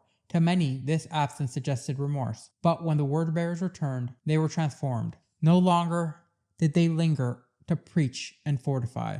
Now they advanced with a cold resolve, setting worlds ablaze in rapid succession as civilizations crumbled under the banner of compliance, hoisted atop the very ashes of the worlds they transformed. On the surface, this transformation was lauded. The Emperor himself was said to have directly approved of this shift, perhaps believing his sons had shed his errors. Others too were taken in, believing the legion's renewed fervor stemmed from penance. However, they would never understand just how wrong they were. The shattering of Monarchia did more than wound Lorgar. It unmoored him, stripped from his faith, and condemned before his sons. The Primarch was left in a spiritual void. In that silence, something answered. Not the Emperor, something far, far older. What followed was not a withdrawal, it was a transfiguration. The details of this transformation remain elusive. The trail is faint, but certain names emerged, like rusted keys to a forgotten lock. In particular, Kor Phaeron, the zealot surrogate father who raised Lorgar on Cloiches, and Erebus, the most hated man in existence, the first chaplain whose role in the unfolding catastrophe that was the heresy would echo for centuries. Both of these men were steeped in the old faith, a system of belief already tainted by the warp's corrupting touch long before the Emperor's light ever reached Cloiches. One word, pilgrimage, surfaces over and over and over again in what few fragments the Imperium possesses. But what did it mean? Where did Lorgar go? What did he see? Imperial scholars may only speculate, but what we know is when the word-bearers re-emerged, they no longer served the throne. For more than 40 Terran years, the 17th Legion maintained the illusion of loyalty while laying the foundations of a galaxy-spanning betrayal. How they prepared remains uncertain, but there are signs, evidence hidden within patterns and consequences. Their accelerated conquests likely marked a campaign of expansion, recruitment, and indoctrination. Entire worlds were not merely brought to heel, they were fully converted and seeded with a new creed, a faith rooted in chaos. Dissent, both internal and external, was not tolerated. The last of the Terran-born warriors, the iconoclasts who remembered a different truth, seemingly disappeared, silently purged. During this same period, the machinery of the Imperium itself began to rot. Agents, administrators, and even fellow warriors, some corrupted, others deceived, so that when Horus finally fell, the dam of loyalty cracked. And when the dam of loyalty cracked, Lorgar's foundations would already be in place. All I ever wanted was the truth. Quote from Lorgar Aurelian's First Canticle of Chaos. This haunting confession, taken from the Book of Lorgar, opens the records of what is now known as the Pilgrimage of Lorgar, a spiritual odyssey that began around 964 M30, and it was the Primarch's journey, hidden beneath the ancient beliefs of any truth, or if the Emperor's doctrine of reason and atheism was absolute. Lorgar would eventually find his answer, as he discovered the warp gods were in fact real, that the Emperor had all but lied, and that if humanity must worship any power, it could only be them. Thus began his great work, not of conquest, but of conversion. Over the next 4 decades, Lorgar traveled, recruited, and deceived, laying the groundwork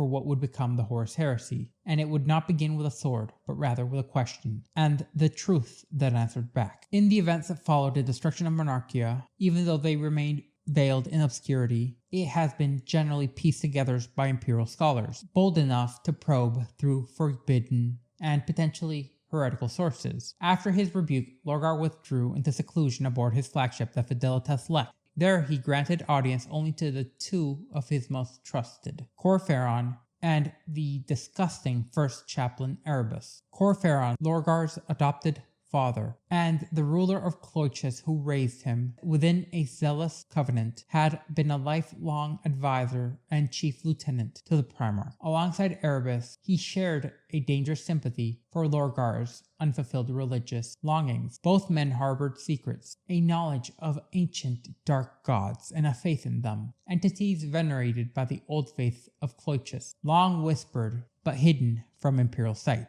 Through their counsel, Lorgar learned of the gods of chaos, beings who not only welcomed his fervent worship, but demanded it. These revelations planted the first seeds of the coming Horus Heresy deep within the Wordbearers. Compelled by this newfound knowledge, Lorgar insisted the Legion seek out these deities. Kor Phaeron and Erebus, clandestine devotees of chaos for decades, proposed what would become known as the pilgrimage. The concept of a pilgrimage, an ancient quest to reach a sacred place where mortals might commune with gods, was a mystic trope across countless human worlds, including Cloyches, as this was not a mere metaphor, as the warp, the immaterium itself, was that place that they would head to. It was a domain of powerful metaphysical entities, the Chaos Gods, who dominated the unseen currents of reality. Prompted by his advisors, Lorgar led the Wordbearers' serrated sun chapter on a journey to the fringes of what is known as Imperial space, as part of the 1301st Expeditionary Fleet of the Great Crusade. Though not yet fully corrupted, Lorgar had ceased to revere the Emperor as a god. Instead, he rejected the Emperor's atheistic Imperial Truth and sought to confirm the existence of deities worthy of human worship. To conceal this quest, the Wordbearers rejoined the Great Crusade with apparent loyalty. Yet they were closely watched, as 5 members of the Legio Custodes were assigned to the Emperor to oversee their actions, ensuring that they did not fall back into error. The fleet of Master Astartes soon reported of unusual voices emerging from the warp near the Cadia system, close to what would later become the infamous Eye of Terror, the galaxy's largest warp storm and a rift in reality. These voices spoke directly to Lorgar, and were the whispered commands of chaos entities. At Cadia, the fleet made orbit, preparing to land on an uncharted planet designated as 1301-12. The landing force combined Imperial Army, Wordbearers, and Custodes alongside Legio Cybernetica elements. What they found shocked even the hardened warriors of the Custodes, barbaric human tribes clad in rags and wielding crude flint spears, yet unflinching in the face of these invaders. Most striking was the tribesmen's violet eyes, mirroring the eerie hue of the Eye of Terror itself. Despite the Custodians' Vendrotha's urgent plea to exterminate these heathens, Lorgar instead insisted on taking a peaceful route. From the gathered crowd emerged a strange woman, a chaos priestess named Inthigal. She addressed Lorgar by name, welcoming him to Cadia, and she would become the architect of his spiritual downfall. Her influence deepened when she transformed into the demon prince Inthigal the Ascended, Vader of the Primordial Truth, guiding the 1301's scout vessel known as Orpheus Lament into the Eye of Terror proper.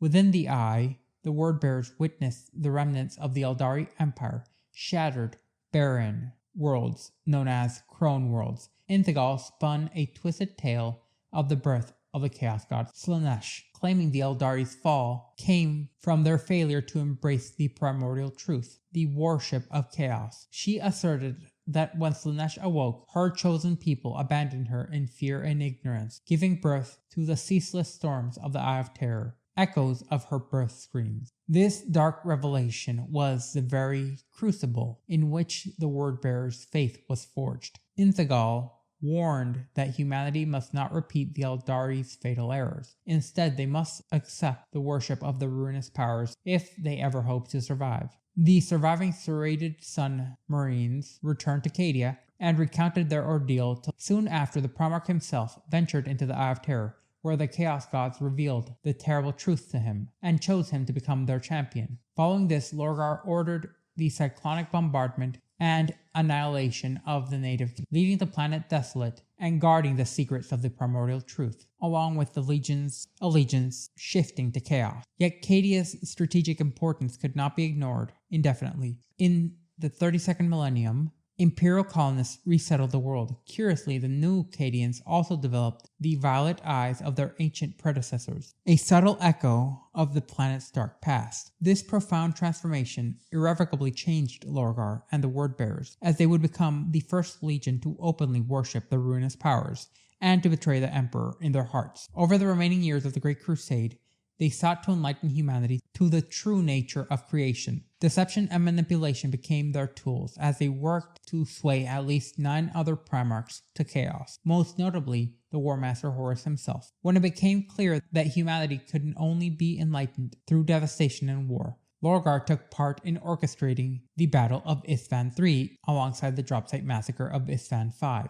Ultimately, the galaxy-wide cataclysm known as the Horus Heresy would occur. And so, the many worlds conquered under their shadowed banner had been proven to be corrupted and having been seeded with fanatical cults worshipping the Chaos Gods. And they would provide millions of Chaos devotees in rebellion and the Dark Ages to come, testament to the Wordbearers' enduring legacy of the shadow of the public reprimand by the Emperor. The Wordbearers faced a veritable new founding, one which would forever shape the course of not only theirs, but the destiny of all mankind and the galaxy at large. It was the year 964 M30, when the 17th Legion had just returned from the humiliating censure at Kor, and they were no longer permitted the luxury of time or ritual, as they were currently under the watchful gaze of Terra. The first target that they were sent to was catalogued only as 4716. The initial contact proved promising, as the people of this forgotten colony greeted the Legion with open arms. After millennia of isolation, they welcomed the towering grey armored Astartes as celestial saviors. But when First Captain Kor Phaeron returned to orbit, his report was damning. Irrevocably corrupt worshippers of a heathen deity. The object of this alleged heresy, a colossus referred to as only the Storm Lord, a massive totem that towered above their capital, a fusion of architecture and faith, equal parts idol and fortress. In any other era, the Wordbearers might have taken time to indoctrinate and convert, with their compliance rates heavily scrutinized by the Emperor and his wrath still fresh in their minds. There was only one answer. Within 24 hours, 190 million souls were dead, as 98% of the planet's population had been purged. Orbital bombardment turned continents to ash in a storm of fire and debris.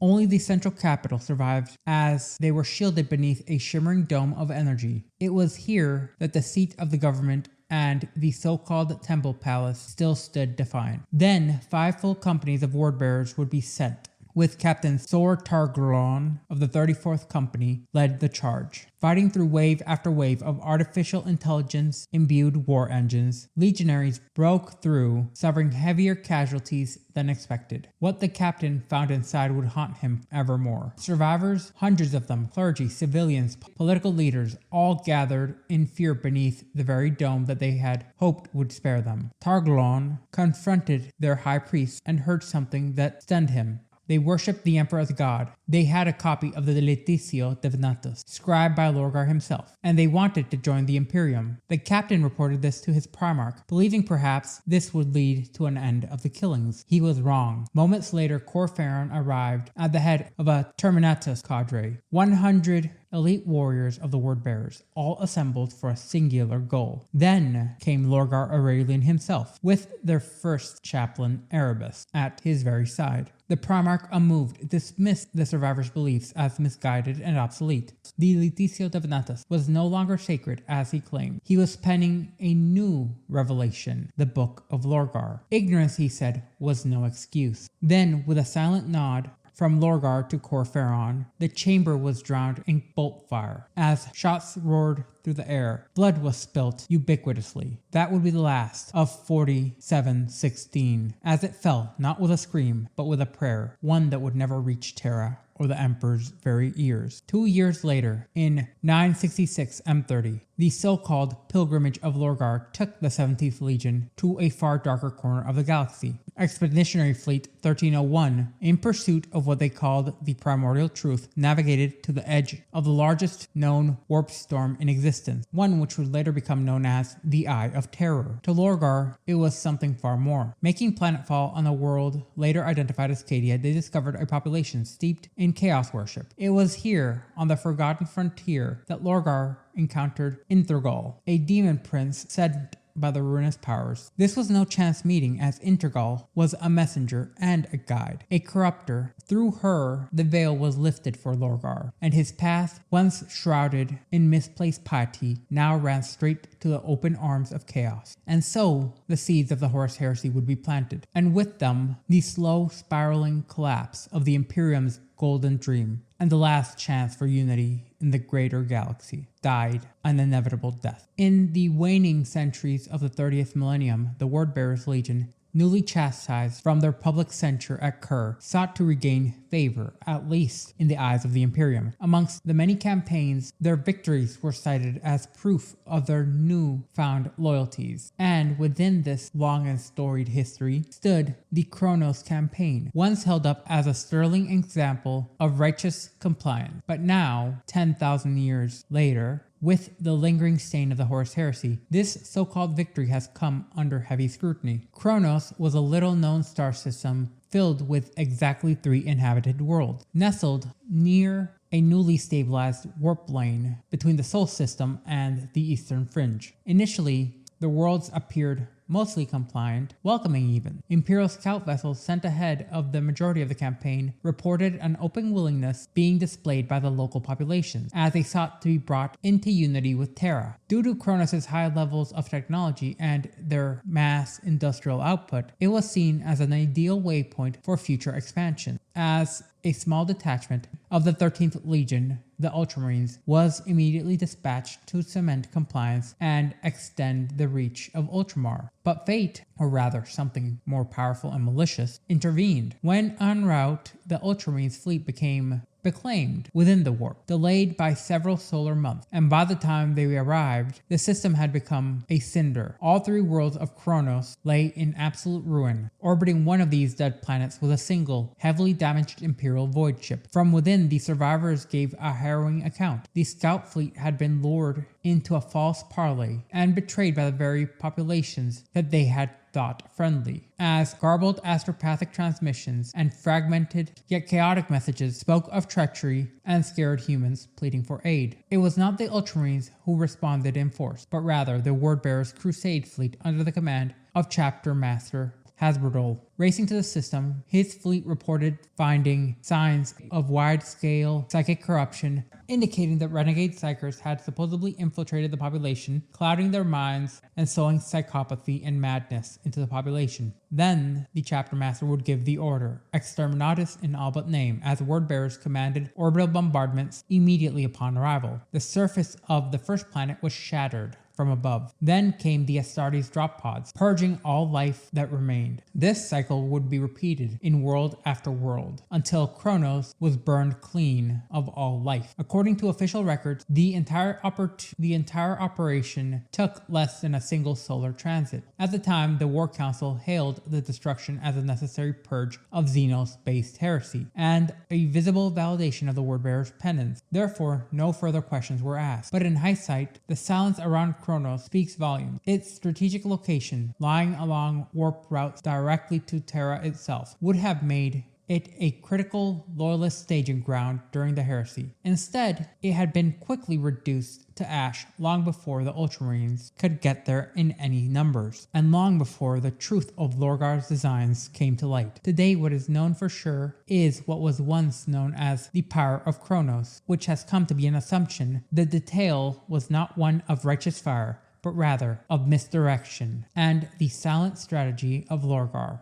long before the heresy opened up in full. Far from Kronos, another shadow began to form. Fortrea Quintus, a feudal industrial world ruled by a reclusive monarchy which had remained outside of imperial reach for centuries. When the Great Crusade approached its systems, emissaries from the emperor were dispatched to secure peaceful compliance. Instead, the planetary rulers executed them. At the time, the Wordbearers Legion was already engaged in prolonged warfare against orc infestations in the Charik Nebula. Despite this, Lorgar ordered around 2,000 Astartes to the world with a clear directive: pacify the world within 3 months or never return. Upon arrival, the Wordbearers, led by Captain Jurok, encountered a dichotomy. The common people suffered in dire poverty, while their monarchs basked in opulence. The ruling army was well equipped, possessing advanced weaponry and intelligent war machines, but Jurok did not attack blindly. Instead, he turned the people against their masters. Through impassioned speeches and fiery oratory, Jurok roused the starving masses,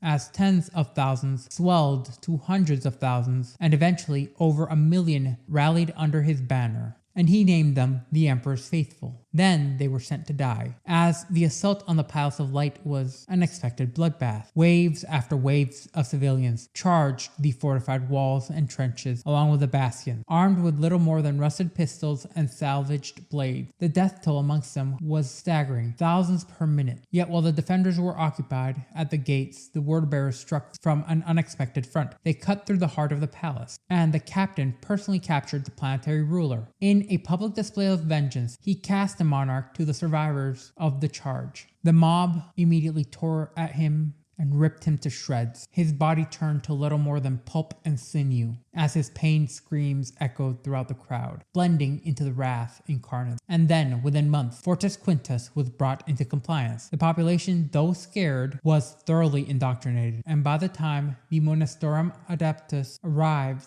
to begin formal indoctrination, they were shocked not only by the sheer disregard for civilian lives, but by the uncanny depths of imperial knowledge that the people displayed. Too uncanny. Years later, when the heresy erupted, Fortrea Quintus revealed where its true allegiance lay. The seeds of chaos worship had been planted there early, in secret, and nurtured by Jorik's revolution. The world would then be forcibly purged by the Ultramarines Legion, as every soul on the surface had to be eradicated, and now no traces of the population remain, be they saint or sinner alike. On the 566th day of the 66th year of the 31st millennium, the Loyalist Imperium launched what is believed would be a crippling blow against a nascent traitor force led by the War Master Horus. Instead, they walked straight into the grave of their own making. This event right here is known by a name that bleeds from history like an open wound. This is the Dropsite Massacre of Isstvan V. The operation itself was supposed to be simple. 7 Space Marine legions under the supreme command of Ferrus Manus of the Iron Hands were dispatched by the order of Rogel Dorn himself. Dorn, who acted with the Emperor's authority after receiving testimony from loyalist survivors of the Eisenstein about Horus's betrayal on Isstvan III, sent them in 2 separate waves. The first would be comprised of the Iron Hands, the Salamanders, and the Raven Guard, each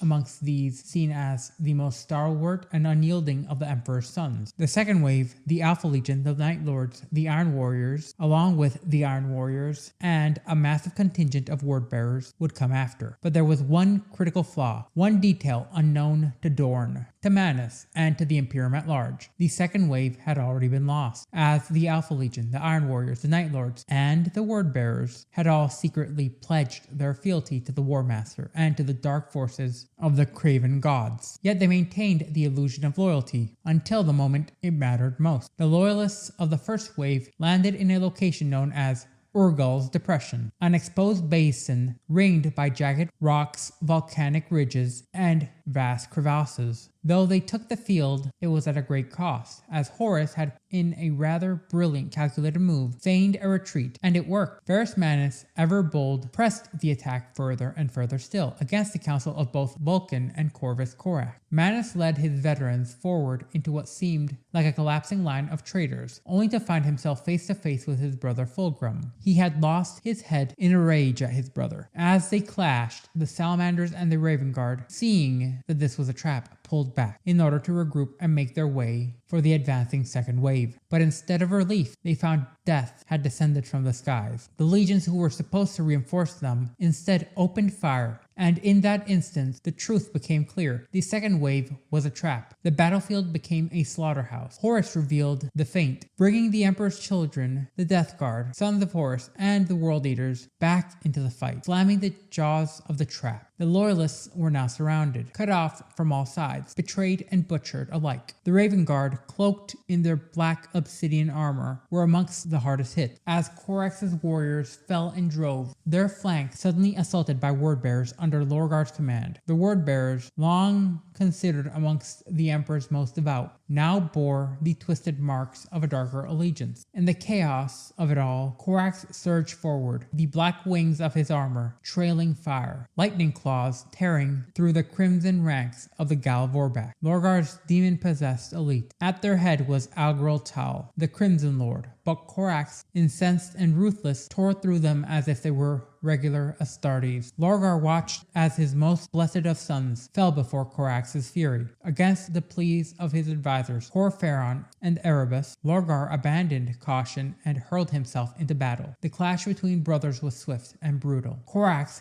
faster, deadlier, and infinitely more seasoned in combat, dominated the fight as he impaled Lorgar clear through his chest, leaving the word-bearer broken and barely breathing. Raising his claw to finish it, Corax was then interrupted by a new shadow, his mirror opposite, Conrad Kurz, the Night Haunter, who struck like a specter, spiraling the fight out of the Raven's control. Corax, exhausted and now wounded, fired his jump pack and ascended into the smoke-choked sky. Kurz's hollow laughter followed him as he vanished into the clouds. Elsewhere, the Iron Hands were being utterly annihilated. The elite Morlocks fell, and Ferrus Manus, proud, unyielding, and defiant, was then beheaded by Fulcrum, his most closest and favored of brothers. The Salamanders and the Raven Guard, now isolated and overwhelmed, could only attempt a breakout. Few succeeded as gunships screamed into the sky and Thunderhawks, along with Stormbirds, hurled themselves as high as they could. But for every vessel that rose, many more lay broken in ash and dust, breathing in the chemicals, as they were able to allow Corax to escape, grievously wounded. But Vulcan's fate in this entire kerfuffle remained a mystery for quite some time. The Iron Hands were all but exhausted. The Salamanders and Raven Guard reduced to shadows of their former strength. When the remainder of the Iron Hands Legion arrived, they found no victory, only wreckage. Their brothers dead, their Primarch utterly eviscerated, and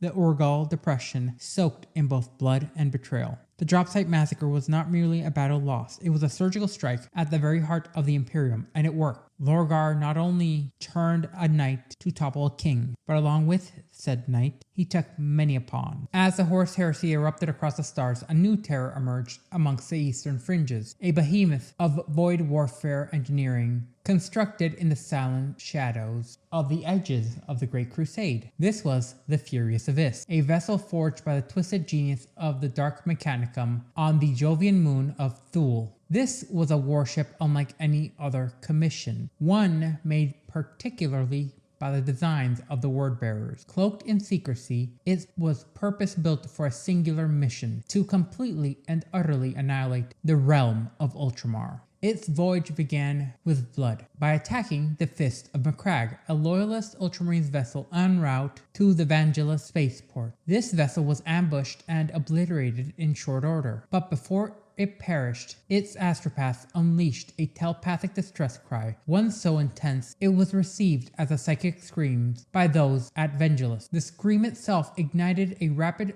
loyalist response force. Captain Kestis, the commander of the Ultramarines fleet, wasted absolutely no time at Corrales, the main Vigilus hub. He assembled 7 of the strongest, mightiest vessels of the Ultramarines, the Wrathful, and amongst these was the Wrathful, which he claimed as his flagship, accompanied by Fearless, Ferox, Ferocious, Fireblade, and oddly enough, breaking the F naming convention, the Waning Moon of the Thousand Suns Legion. Captain Vorlok and his ship, the Boundless, soon joined them. What followed was a pursuit through the void that culminated in a pitch-fleet fleet action against the furious abyss. The cost upon the Ultramarines was staggering, as only the Wrathful and Fireblade remained, as the rest of the Loyalist forces were systematically destroyed. Then, in a desperate maneuver, the furious abyss transitioned into the warp. The Loyalists gave chase, but this was a trap, as a psionic missile detonated mid-transit, disrupting their Geller fields and breaking the defenses from the warp that the Fireblade had, exposing it to the raw, ravenous entities and power of the Immaterium. The vessel itself would be torn apart, its occupant screaming into oblivion. The surviving furious abyss emerged near its target of Ultramar, its final destination that of Calth. From the command throne aboard his newly christened ship,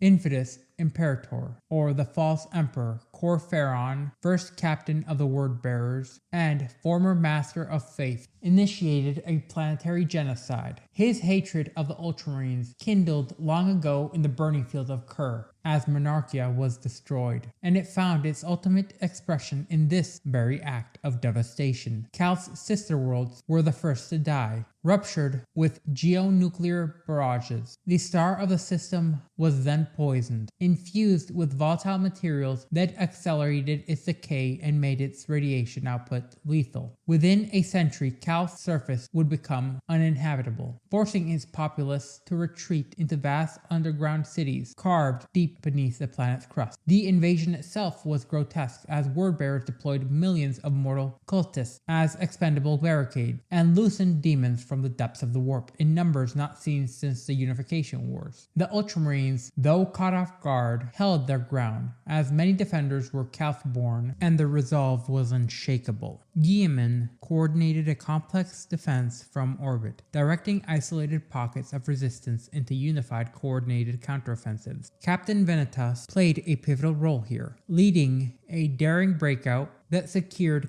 key defense laser silo, bolstering the besieged Ultramarines fleet from the planet's very surface. Though greatly outnumbered and vastly diminished, Guilliman's loyalists delayed the Wordbearers long enough for the rest of the 13th Legion to arrive. In the ensuing counterattack, the Ultramarines would break Kor Phaeron's siege. Before retreating, the Wordbearers turned Calth orbital weapons against the very Viridian sun itself, stripping its photosphere and sealing the world's fate. Calth, once a verdant garden world of learning and loyalty, was now a scorched tomb. But the true goal was far more sinister than this. Using the battle as a ritual of focus, the Wordbearers summoned up the legendary Ruin Storm, a warp anomaly of terrifying scale. The storm itself severed Ultramar from the Imperium, isolating Guilliman's forces and preventing reinforcements from aiding the Emperor during the Horus Heresy's final push to Terra. As Calth burned, loyalists found themselves trapped underground, engaged in protracted sieges beneath the planet's very surface. Even as the Wordbearers retreated, many of their numbers were stranded, continuing the very slaughter in Calth's endless catacomb. Kor Phaeron himself was finally forced to flee, as reinforcements from Macragge had broken the siege and threatened to take him and his flagship down, and so he would escape into the depth of the Maelstrom, a warp rift nearly as dangerous as the Eye of Terror. Guilliman, for his part, had never set foot on Calth during the battle, deliberately drawn away by Wordbearers sabotaging him elsewhere. When he returned, it was too late to prevent the atrocity in its totality, but not too late to seek vengeance and retribution. Now, with a scarred empire beneath him, he and his legion were burning for retribution, as Guilliman vowed to hunt down his traitorous brother Lorgar and bring a reckoning unlike any he had seen beforehand to the Wordbearers for their crimes, and said reckoning would be so great that it would be etched into the very stars. What appeared to be a punitive strike on Calth, just one more blow in a broader campaign of vengeance, was in truth something far more calculated. Unknown to even his most zealous agents, Erebus and Kor Phaeron, the Primarch of the 17th Legion, had given the order for Calth with a purpose hidden even from them. Beneath the tides of war, a quiet purge was taking place. Lorgar Aurelian, once humbled before the Emperor, made to kneel in shame, had not forgotten that bitter lesson, nor had he forgotten the pride of his legion.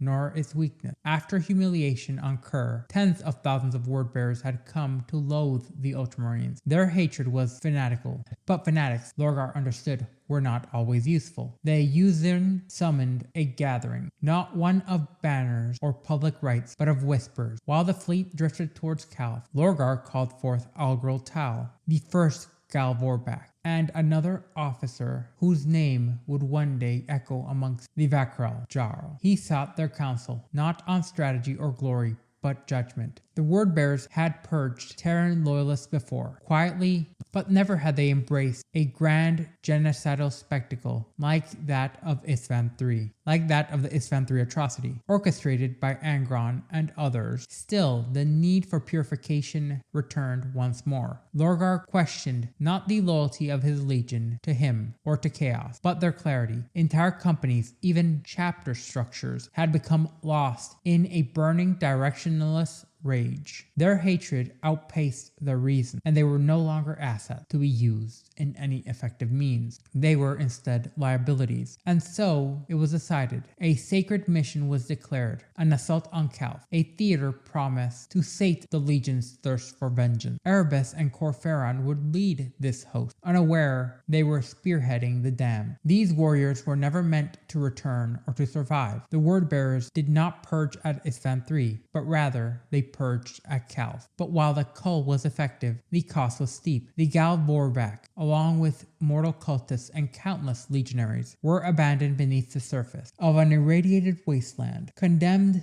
to a meaningless subterranean war, and they would never be reinforced. They would never return to the Legion. Those who had fasted, scarred themselves, and prayed for the gift of the divine blood were now lost, as unrecoverable relics of a failed gambit. Though Rabuk Gaiman had survived, and half of his once mighty fleet had been destroyed by the Ultramarines' counterattack, Erebus had achieved the bare minimum, creating the Ruin Storm, and the Unwanted had also been removed. Lorgar, displeased but not surprised, accepted this outcome, as the culling was now complete. Now the Shadow Crusade could begin proper. Launched in the opening years of the Horus Heresy, the Shadow Crusade was Lorgar's vengeance written in fire and brimstone. The Word-bearers, alongside the savage World Eaters, descended upon the 500 worlds of Ultramar. As planets burned and cities were utterly consumed, the warp itself bled into reality, and for the first time since the Age of Strife, the ruinous powers did not merely influence war, they transformed it. The campaign, stretching from 007 to 009 M31,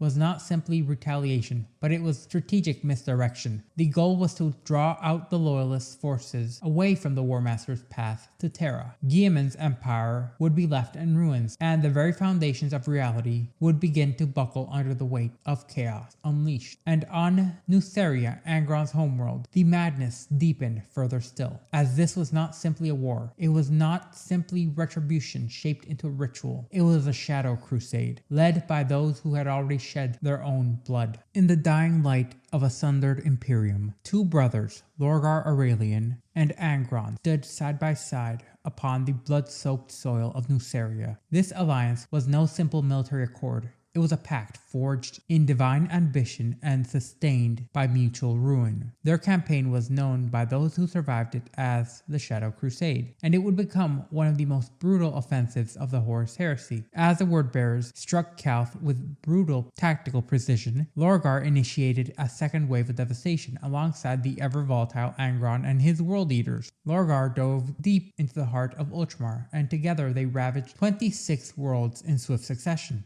At least partly due to this not being for conquest of territory, but rather a ritual. Each slaughter paved the way to the creation of the vast and violent warp anomaly known as the Ruin Storm, a living tempest of raw immaterium made manifest, and it would sever communication and transportation across the stars, isolating Guilliman and his realm from Terra. It was a masterstroke in the unfolding heresy, and its consequences would echo throughout reality for centuries to come. Yet behind the tactical objectives, Lorgar observed something more personal, something critical. Angron was rapidly deteriorating. The butcher's nails, those crude and savage implants once officially hammered into his brain by the Nucerian slavers were not merely driving his rage, but also consuming his life, burning away what little he had left at ever-increasing paces, as the implants were inherently incompatible with the Primarch's biology. His body fought to heal, even as the nails continuously burrowed deeper and deeper still into his mind. As his rage grew, so did his time diminish. In a moment of equal parts strategy and fraternal care, Lorgar offered Angron a path. Return to Nuceria. Let the tormentors who had once enslaved him provide the answers about the very tools of his suffering. Lorgar promised that they would learn all they could and then reduce the world to glass and ash. Whether Angron fought him, hated him, or even trusted him, records tell us not. What they do tell us is it mattered little to Lorgar. The first apostle would see his brother crowned by the dark gods, willingly or otherwise, but vengeance rarely goes unchallenged. As Nuceria burned under the wrath of its most infamous of sons, a fleet arrived. The 13th Legion, now led by Guilliman himself, emerged at the very edge of the system, aboard Courage above all. This was a retribution force, 41 vessels strong, but unfortunately it was not a proper fleet. It was a coalition made of the surviving fragments of a fleet forged together by necessity and fury, and their goal was not conquest, not vengeance, but rather justice. Guilliman's ship swept into the system, exchanging brutal broadsides with the word bearers and the world eaters, while the larger cruisers ran interference, striking at the Fidelitas Lex and attempting to seize the legendary conqueror of the world eaters. The smaller vessels raced to Nuceria's atmosphere. Planetfall became a desperate gamble, as drop pods hemorrhaged from low orbit, and gunships roared through fire and steel. The Ultramarines weren't simply fighting for a tactical advantage. They wanted retribution, and retribution they would have, for Calth, for Ultramar, and for the Imperium that Lorgar had betrayed. But the Conqueror did not yield. Its commander, Lotara Serene, one of the greatest human commanders in the Imperium's history, refused to play a passive hand. She instead directed brutally her vessels, swatting down vast vessels mid-assault. Yet even her resolve had limits, as the Ultramarines, through sheer force and determination, broke through, and they made landfall. And so, here on the cursed world of Nuceria, beneath a sky scarred by the ruined storm's birth, a new reckoning was beginning, one that would see a brother clash against brother. Vengeance consume entire populations, and the ancient soil of Nuceria cracked open once again, but this time under the weight of godhood, fury, and fire. By the time the Fidelitas Lex made its final descent, it was already shattered and wrecked from its former majesty. Once a monument to the 17th Legion's faith and fury, now it drifted wounded in orbit, its armor cracked, its shielding arrays long collapsed, and its proud cathedrals turned into broken spires, peeled away under the Ultramarines' relentless, remorseless fire. The 13th Legion had not chosen brute force, but precision and attrition, and that had been the weakness of the Fidelitas Lex. Time and time again, their vessels made strafing runs, hammering broadsides into the Lex's flank, as they would bleed the larger vessel dry, as not a single killing blow would be struck, but rather it would be death by 1,000 cuts, as the persistent strikes would wear it down turret by turret, cannon by cannon, blast by blast. Reboot Guilliman, orchestrating the assault from the Courage above all, had made his decision. The Lex would die first, and its death would be a slow one. The Conqueror,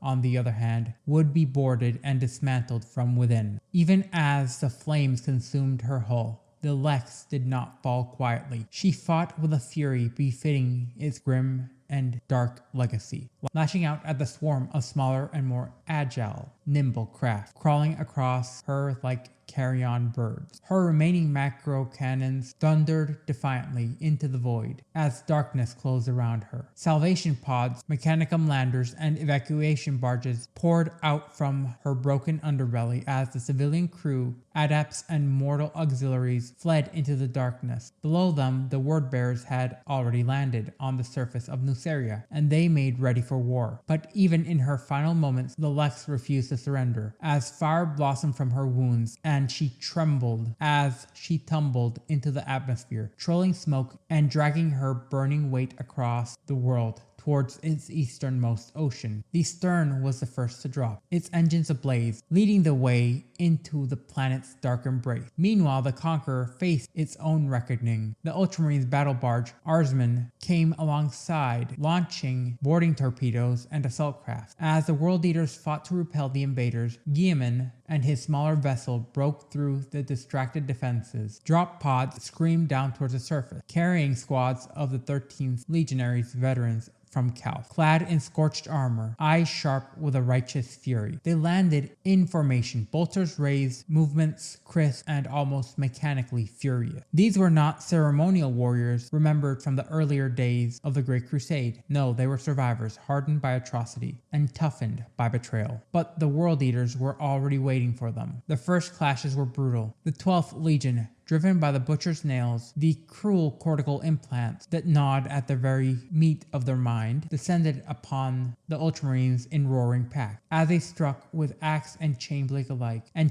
alike, heedless of defense, slaves to the very bloody rhythm of war. It was only after this that the Ultramarines were forced to build footholds, which the world leaders would continue to swarm and shatter. The madness of the nails made them fearless, and the Ultramarines paid for every inch with a pound of flesh and oceans of blood. Yet the word bearers were no less committed. Advancing in a solemn pace, they chanted verses from the Book of Lorgar, lifting bone-white icons and bloodied relics. Their hatred ran colder than the 12th rage, but no less deep. They answered the 13th's fire with drowning hymns and methodical slaughter. The Ultramarines responded in kind. No quarter was asked, none would be given. These were not warriors meeting for the first time. They were grandsons of the same patriarch, now enemies in a war that had no bottom. And then, amidst the chaos, it happened. One moment history would never forget. Rebut Guilliman, Primarch of the 13th Legion, architect of reason and order, found his quarry at last. In the smoke of the ruined Nuceria, he came face to face with his hated brother Lorgar, wielding the Crozius with both familiarity and contempt. Guilliman himself bore two weapons, but Lorgar's Crozius Maul gave him greater reach and power. There was no dramatic proclamation, no speeches of vengeance or forgiveness. The brothers met once, power fists against War Maul, their energy fields colliding in a flare of searing light that forced both to step back. Around them, their sons died by the hundreds, but neither Primarch spared a single glance. Lorgar looked to Guilliman and simply shook his head. Whether it was of guilt, regret, or inevitability remains. And so it came to pass. Brother turned upon brother, and loyalty gave way to vengeance. What follows is not legend, but rather record. The final days upon Nuceria were soaked in blood and bitter truth. The Space Marines who bore witness would struggle to recount what they had seen, not from fear, but from disbelief. For upon the ashen soil, 3 of the Emperor's sons, godlike in stature and purpose, warred with a fury that defied comprehension. Rebut Guilliman, Lord of Ultramar, sought justice, retribution, and vindication for atrocities committed by the 17th Legion across the 500 worlds of Ultramar. In the shadow of a dying sky, he met Lorgar Aurelian, not as a brother, but as judge, jury, and executioner. The clash of their titanic forms was nearly imperceivable to mortal eyes, a blur of motion beyond comprehension, as Guilliman struck first, his thunderous fist shattering Lorgar's sternum. Yet the word-bearer responded in kind, casting his brother back with a flicker of unstable telekinesis, barely enough to stagger him. However, the blow that followed came not from force of will, but rather a relic, a Crozius Arcanum. Its energized field, trailing arcs of lightning, collided with Guilliman's skull and bone, splitting it at least partly open as blood flowed, and still they fought. But the duel was not destined to remain one of theirs alone. From the ranks of the beleaguered Ultramarines surged a figure, armor fractured and gory, blades singing with ruin. Angron, the Red Angel, emerged from the slaughter. Hours had passed in the crucible of the front lines, and he wore his victories like a shroud. His twin chain blades chewed through ceramite and flesh alike. Across his chest hung a bandolier unclear of skulls, tokens from the dead Deshika Ridge. These were not trophies, but rather relics, bone fragments of a brother, a sister, all those gladiators he had once called kin in the blood pits of Nuceria. Even now, driven by the madness of the butcher's nails, Angron let their lifeless eyes bear witness as he brought vengeance to the world that had betrayed them. His target now was Guilliman. Where reason might have faltered, hatred gave him fury. The Lord of the 12th Legion hurled himself into the fray, replacing Lorgar in the duel, as his blows came like a storm, unleashing an unrelenting monstrous flurry of strike. Guilliman, master of war and strategy, found himself forced into a desperate defensive. Why had Angron come at this point? The roots lie buried in Nuceria itself. The battlefield, before the final battle,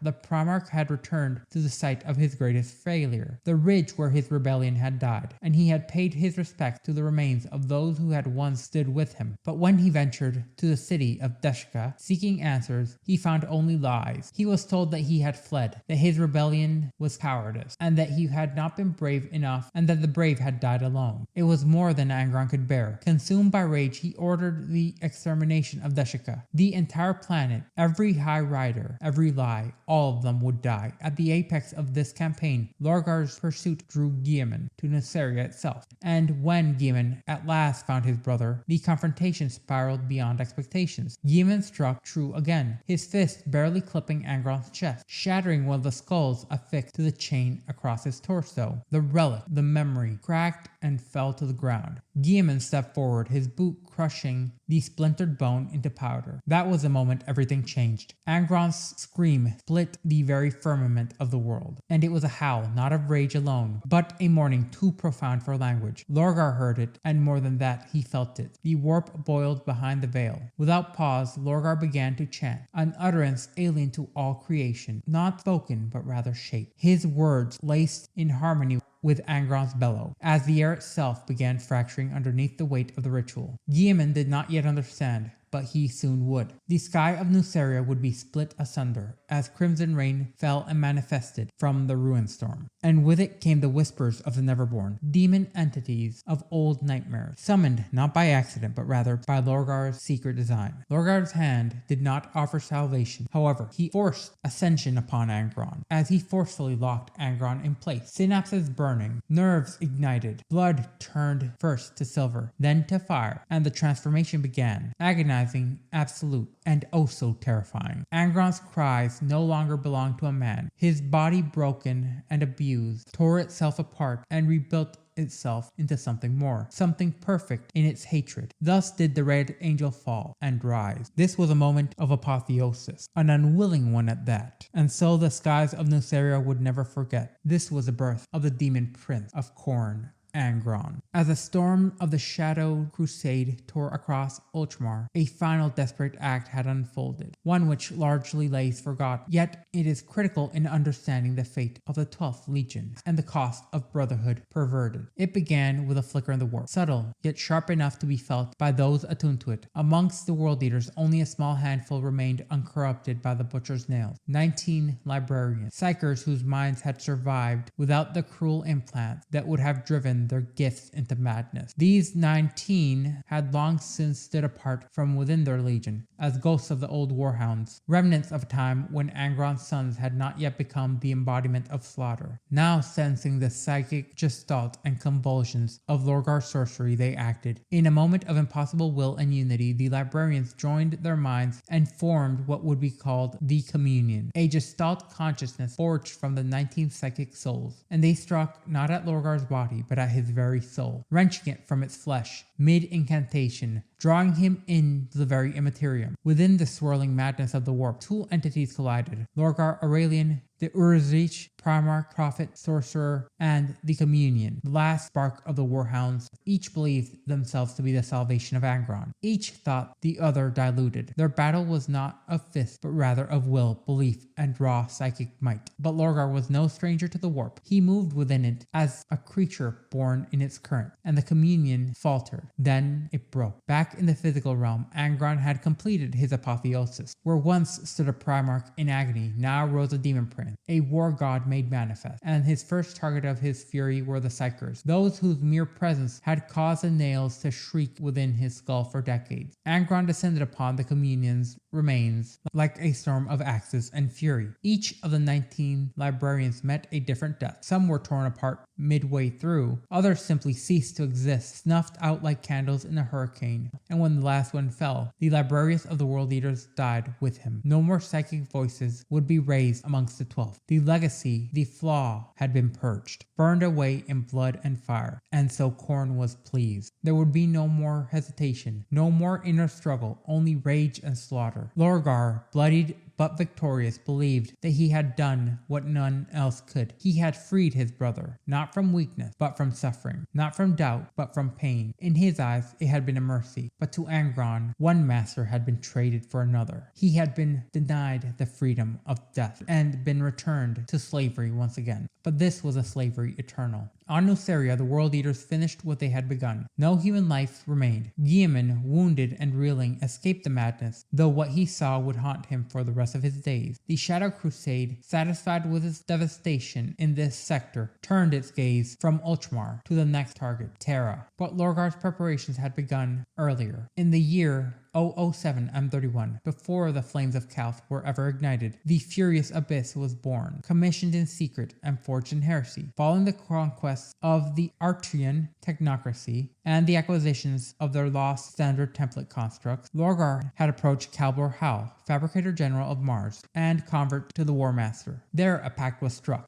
Forged from the fires of the Dark Mechanicum came the first of 3 behemoths. The Furious Abyss, a vessel of impossible scale and blasphemous design, was built to deliver retribution upon the Ultramarine. Its mission, annihilation. Calth was to burn and Macragge was to fall. But the Imperium was not blind. Before the Abyss could unleash its wrath, a small strike force of loyalist space marines uncovered the vessel's existence, and they boarded it in secret. Fighting through its corrupted hulls and in the depths of its plasma generatorium, they struck a blow that would echo throughout the stars. The generatorium was sabotaged, creating a chain reaction that ignited, and so the Furious Abyss died before it could kill anyone, meaning the Wordbearers had lost their spearhead, along with the Fidelitas, but this was just the beginning. As history shows, sometimes it's not the armies that decide the fate of the Empire. Sometimes it's 19 voices raised in unity, or a single strike team armed with truth, determination, and sacrifice. Yet even such heroism may not be enough when even the Chaos Gods are forcing their hand on the scale. History is shaped by the victors, but in the long twilight of the Horus Heresy, it was often shaped by the profundity of betrayal. Following the brutal campaign known as the Shadow Crusade, the Wordbearers had become perhaps the most committed of all traitor legions in their devotion to the pantheon of the Dark Gods. But their commitment did not always mean loyalty. And in the case of Primarch Lorgar Aurelian, the first of the heretic Primarchs, it became a path of treachery, even amongst the traitors. Though it was Lorgar who first opened the door to chaos, by the time the final drive on Terra had come, he had come to see Horus Lubicol, the appointed War Master, as an utter and complete failure. The War Master's refusal to fully embrace the Dark Gods disgusted Lorgar above all else, as he claimed to have seen the inevitable defeat that Horus would bring upon them all. Quietly, coldly, and connivingly, Lorgar resolved to kill the man he had once raised to a divine status. The opportunity came in the aftermath of Horus's crippling injury at Beta Garman. The War Master lay injured upon the vengeful spirit, sustained only by the desperate loyalty of his inner circle. It was then that Lorgar arrived, not alone, but accompanied by his zealous dark apostle known as Zardu Lyrak. The purpose of this visit was cloaked in protocol to help gather the traitor legions at Ulnor for their final campaign, but it masked a far darker ambition, as not all traitor Primarchs had answered Horus's summons. Perrabo, Angron, along with Fulgrim, each had strayed from the warpath, so Lorgar proposed a division of labor in order to get everyone in line. Petarabo was to retrieve Angron, while he himself would seek out Fulgrim. What followed was no mere strategic detour, as Lorgar and Lorak, along with a cadre of wordbearers, guided by an oracle bearing the soul shard of Crane Berylatan, plunged into the twisted arteries of what is known as the Webway. Their destination was directly at the center of the Eye of Terror. There, beyond mortal space, they found Fulgrim within the pleasure palace of Slaanesh, enthroned in excess and locked in perverse communion with the keeper of secrets known as Nikare. Fulgrim refused to abandon his pleasures for war. What began as parley swiftly descended into violence as Lorgar faced Fulgrim in a battle, holding his own long enough for Lorak to invoke a secret weapon. Fulgrim's true name would amount to a demon-binding incantation which Lorgar had learned through an unspeakable ritual. But the curse of the true name, in essence, would erase the knowledge from the speaker's mind. So Lorgar gave it to Lorak, and Lorak spoke it. With Fulgrim now bound to his will, Lorgar now possessed a powerful demon Primarch puppet. The Emperor's children were then summarily gathered, and together the word-bearers and the Emperor's children would arrive on Ullanor. But the plan was already unraveling at it seems, as Horus had recovered, barely, through the sacrifice of his equerry, Malagoth. And once he came back, he was changed, as reports from survivors described the War Master's form as no longer solely human, but shifting in a form of flesh and shadow, anchored by a vast maw of raw, warp energy at its very core. Still, Lorgar pressed on with his original plan. His scheme was brutal in its simplicity, a mass sacrifice of mortal followers to unleash a psychic scream to paralyze Horus. Fulgrim, under Lyrak's control, would then strike, as the sons of Horus would be slaughtered in orbit, and Lorgar would ascend not just to the rank of War Master, but as a true and only deserving chosen of chaos, a veritable ever-chosen.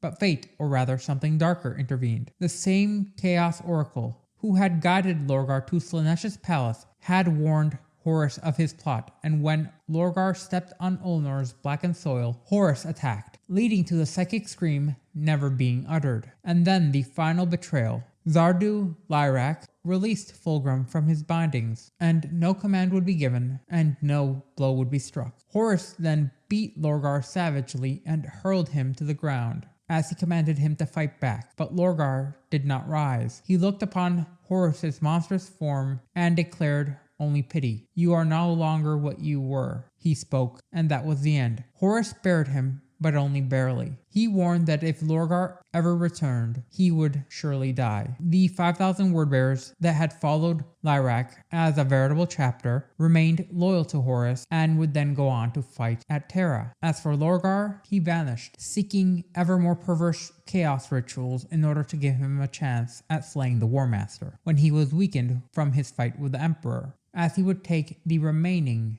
word-bearers away from the battlefield, sparing the large majority of his legion. And he would go so far as to at one point predict that Horus would fail because he lacked the strength to truly serve the dark gods. And his prediction would prove quite chillingly true. As the Horus Heresy deepened, it did appear that the word-bearers took part in a myriad of campaigns across the breadth and span of the heresy. In 007 through 017 M31, in the smoking aftermath of the Calth atrocity, the word-bearers committed one final act of calculated malevolence. They triggered the active collapse of the Viridia star itself. Slowly, the sun would begin to die, casting Calth into a perpetual twilight of radiation and decay. But the war had not ended. The stranded Ultramarines and traitor word-bearers alike would be locked on a nigh-perpetual unforgiving struggle, as they took their battles deep beneath the earth, into the arcology network. These were subterranean tunnels, now veritable catacombs, in a battle that would last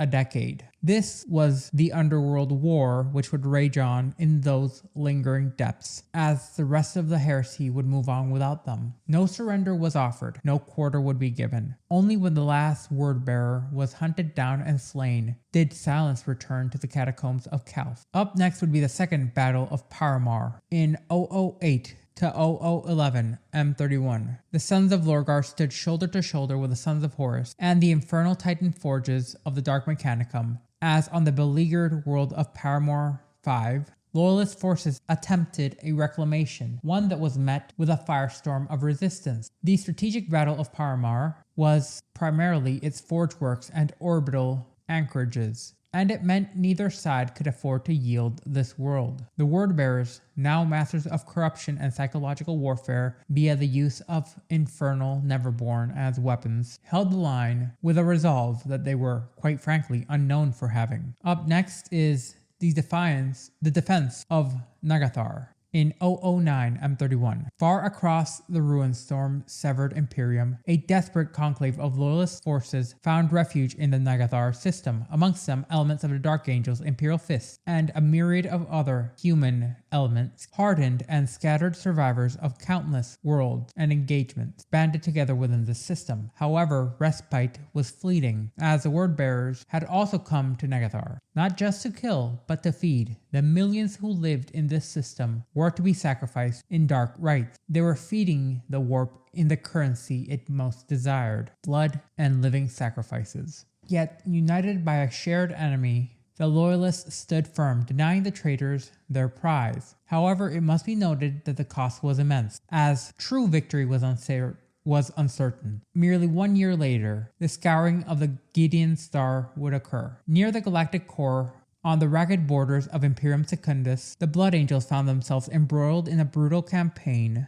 against the scattered forces of the Word-Bearers. What had begun as a pursuit turned into mutual annihilation, as 7 colonized worlds fell under the sway of the Dark Apostles. 7 times the Blood Angels answered with fire, blade, and brimstone, as no quarter would be given, no mercy would be had, and there would be blood, enough to slake the red thirst for many a year. By the end, both legions were functionally shattered, and a cadre of the Word-Bearers' own titans were laid low, and the Gideon Stars would become mostly silent. Then, in 011 M31, the Battle of Zepeth would occur. Driven by obsession, Lionel Johnson hunted the elusive Conrad Kurz across the stars, and the trail led him to the Zepeth system, now a stronghold for the Word-Bearers and their blood-maddened allies, the World Eaters. It was there that Faith Red Loss of the Dreadwing would lead the hunt. In Numinith, Zepeth's capital, the Dark Angels discovered scenes of ritualistic horror, twisted sacraments, butchered bodies, and amalgams of flesh and madness that should never exist in the mortal realm. The response to this was rather standard in their uncompromising methodology. The combined traitor garrison would be annihilated, and Zepeth, bloodied and broken, was left to be claimed by its traumatized survivors. The next incident would occur in 013 M31. In the galactic northeast, within the scattered dominion of storms, Arceus Odenthus, Captain Praetor of the Ultramarines 10th, rallied what remnants he could. Scattered loyalists answered the call, and together they launched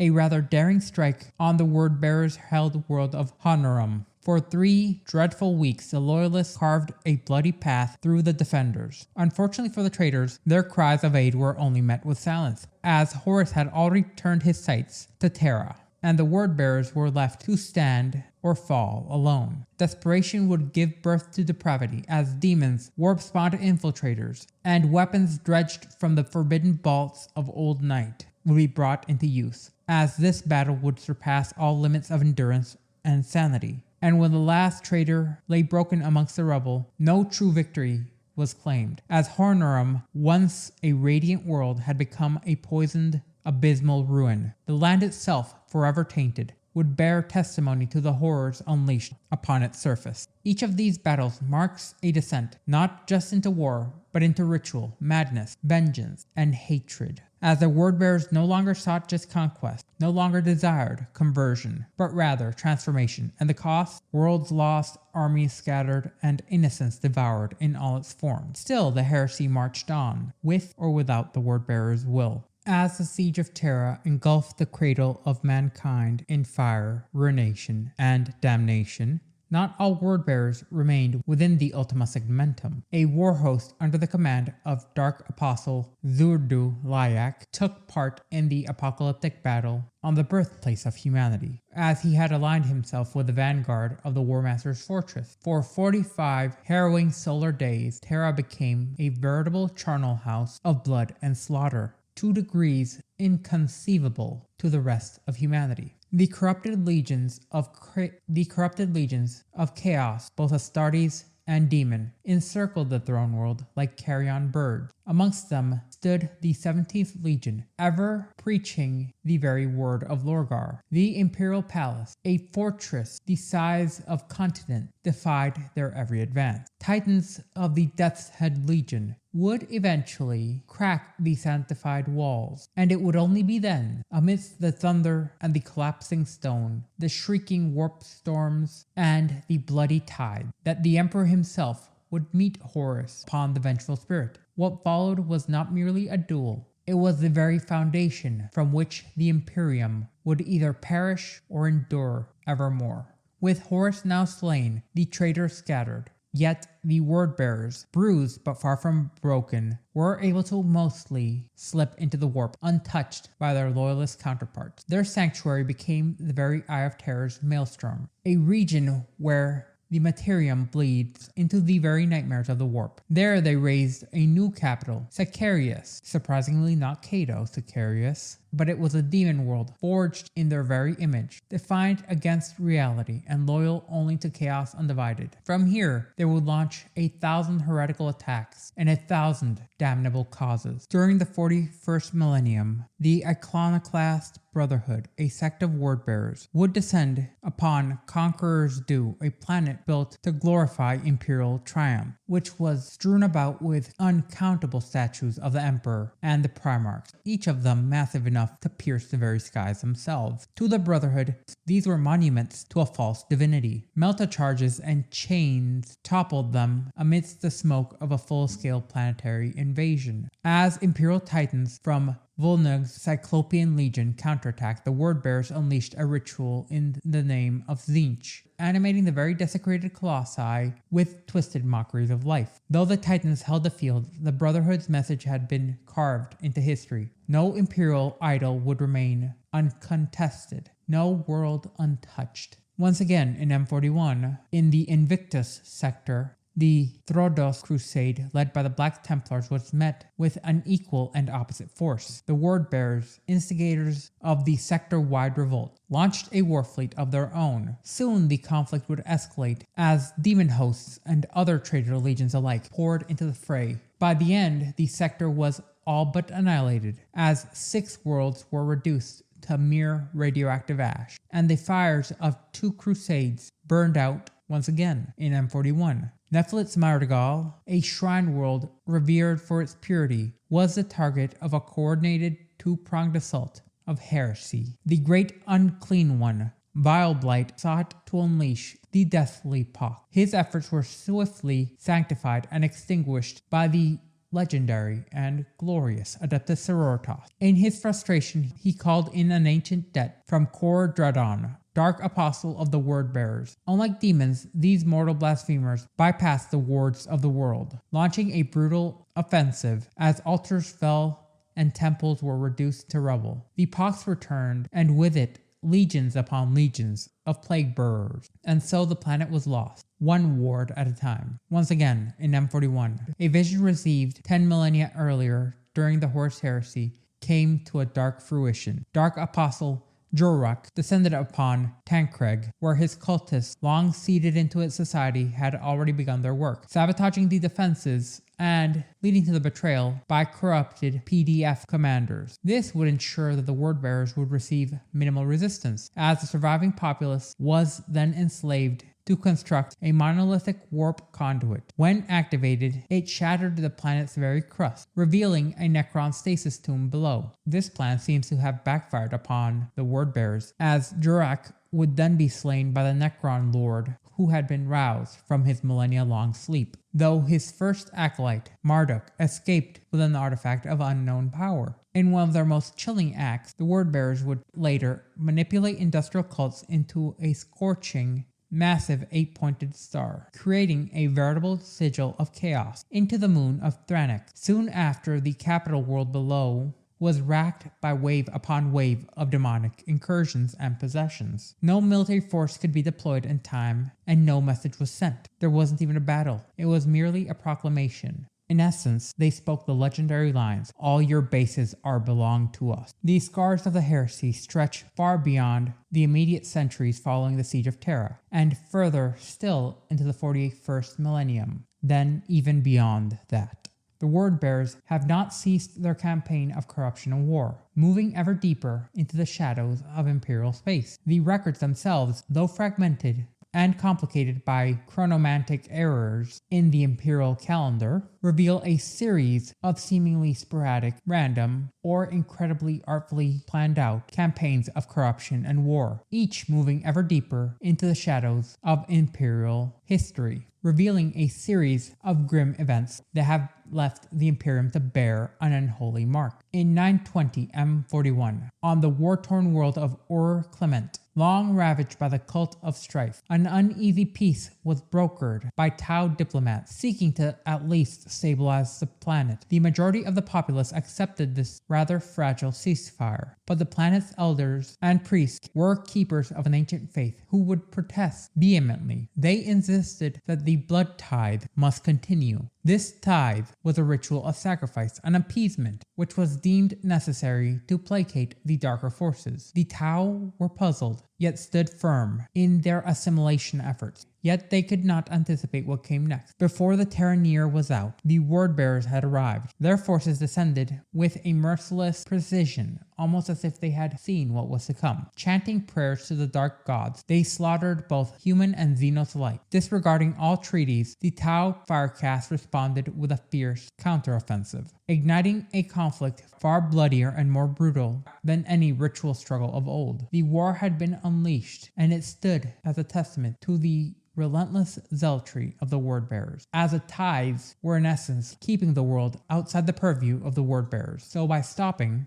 any protection from the dark powers the world had received were now null and void. On the frontier world of Grubol in M42, the word-bearers enacted yet another grim, elaborate, and complex ritual, a mass sacrifice not limited to humans, but also encompassing captured Orc freebooters, Eldari outcasts, and Tau ambassadors. Despite the desperate intervention of Craftworld Aldrake, the ritual was completed, and the Great Rift allowed a catastrophic warp scar to tear across the surrounding space lane, isolating Gurabol and condemning them to the merciless rule of the Dark Apostles who had orchestrated this calamity. At a later date in M42, on what appeared to be a deserted world, the word-bearers were dispatched by Abaddon the Despoiler to dismantle the Nullfield megaliths, ancient blackstone pylons scattered across the landscape. Their mission quickly devolved into a brutal ground war when a self-repairing swarm of canoptic scarabs unleashed by the Necrons counterattacked from beneath the surface. The word-bearers, cornered, outnumbered, and outgunned, summoned as many corn demons as they could. Their offerings were their own blood to break them free from the assault. Only then, once their own blood tithe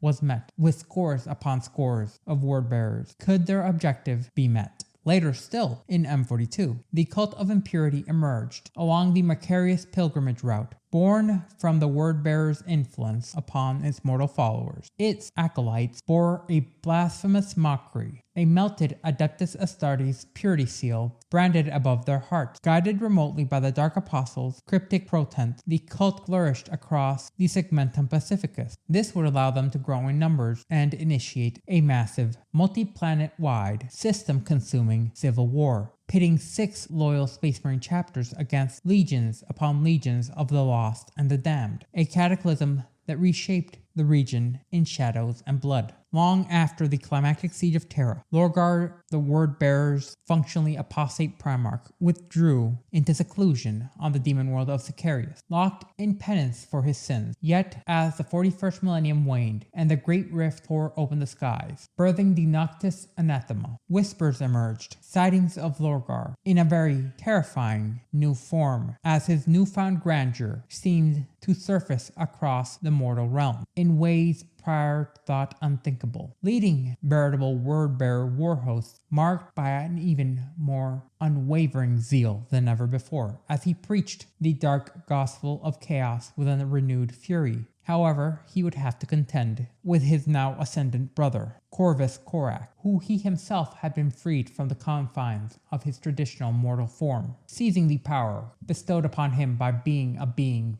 born of a minor warp deity.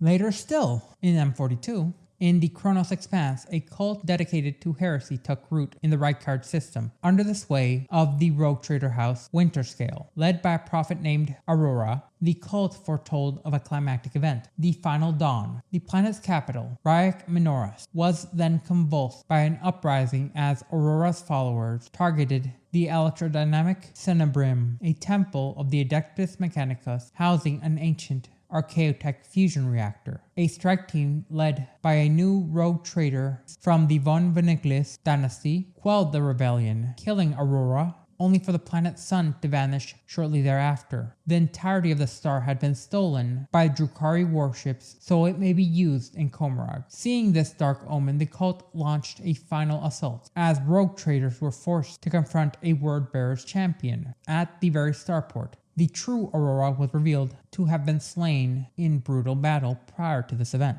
meaning the rogue traders had no more reason to remain, as they fled with their forces, leaving the region weakened and vulnerable to further chaos incursions after they had pushed the Wordbearer's champion and his forces out of the controlling point in the system. The Taldus War would then occur during the era Indominus, where Kor Phaeron, now the Dark Cardinal of the Wordbearers, unleashed a full-scale chaos invasion on the Taldus system, a key ecclesiarchal stronghold in the Virtus subsector. The system's capital, the cardinal world of Benediction, was the primary target, but all inhabited worlds faced a series of coordinated assaults. Kor Phaeron forged alliances with an Iron Warriors warband led by warpsmith Etrigor and a Night Lord's fleet under Chaos Lord Yaris Kane. The invasion struck three fronts simultaneously: Benediction itself, the Astra Militarum fortress world of Greshdak, and the perilous void of the Tears of the Emperor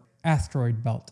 At Benediction, the Wordbearers nearly overwhelmed the Grand Honorificum Cathedral City, but the faith of the defenders summoned miraculous psychic shields, now known as the Saint's Wall. This spectral defense shattered the demonic grip, allowing a demi-company of salamanders to counterattack and hold the city. On Greshdak, a Black Templar strike force destroyed the Soul Hunters' mobile fortress, though at the cost of the heroic death of Castellan Darmus. In the void, the Night Lord's piratical fleet sought to ambush Imperial shipping by manipulating astropaths to disrupt navigator sightlines. The arrival of the White Scar's Vanguard Marines turned the tide, forcing the pirates into a protracted guerrilla warfare conflict. Though the Imperium currently holds the system, the Taldus War is far from concluded, a testament to the Wordbearers' enduring threat and their unrelenting, everlasting campaign to supplant the Emperor's light with the darkness of the ruinous powers. This grim litany of atrocities and conflicts revealed the Wordbearers' persistent presence across millennia, a veritable legion in numbers still, not merely of warriors, but of zealot. Their crusade is one of relentless spiritual warfare, their tools terror, corruption, and sacrilege.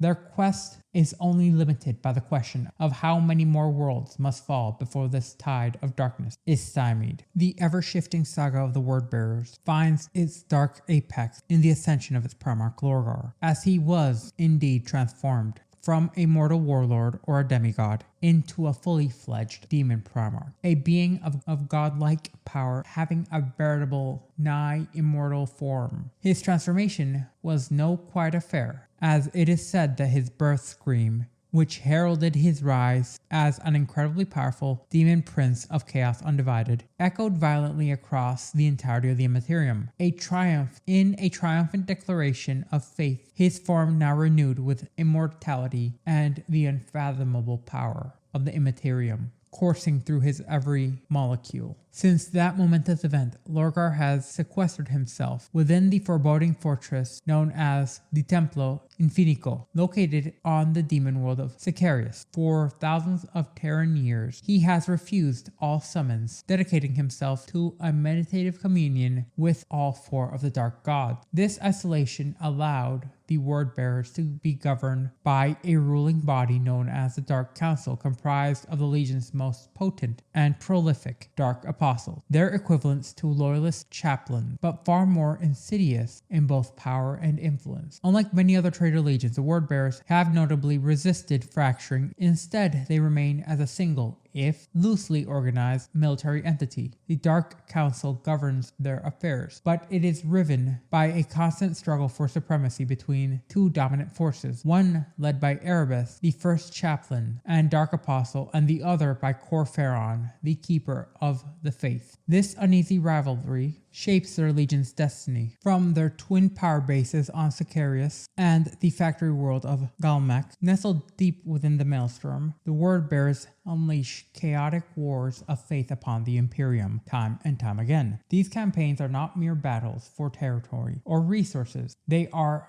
in fact, spiritual crusades intended to enlighten humanity by supplanting the worship of the court emperor with the veneration of their true deities, the Chaos gods. Billions have perished in this war for souls, but for the word-bearers, such losses are a necessary sacrifice to bring forth the truth first sought by Lorgar to the galaxy at large. On every world they assault, the legions sow seeds of heresy, nurturing a web of chaos cults that will one day rise to further their crusade. This relentless spread of corruption occasionally pits them against the Alpha Legion, another secretive and insidious traitor faction. Or they might be secretive yet insidious loyalists, pretending to be traitors. With the Alpha Legion, one can never be too sure of anything. While the Word-Bearers and the Alpha Legion have occasionally united, most notably during the devastating Black Crusades of Abaddon the Despoiler, they more often exist as bitter rivals as their schemes constantly clash beneath the surface of the greater galactic conflict. One remarkable incident saw Lorgar briefly breaking his self-imposed seclusion to aid the Word-Bearers against a mysterious adversary, a monstrous entity hunting them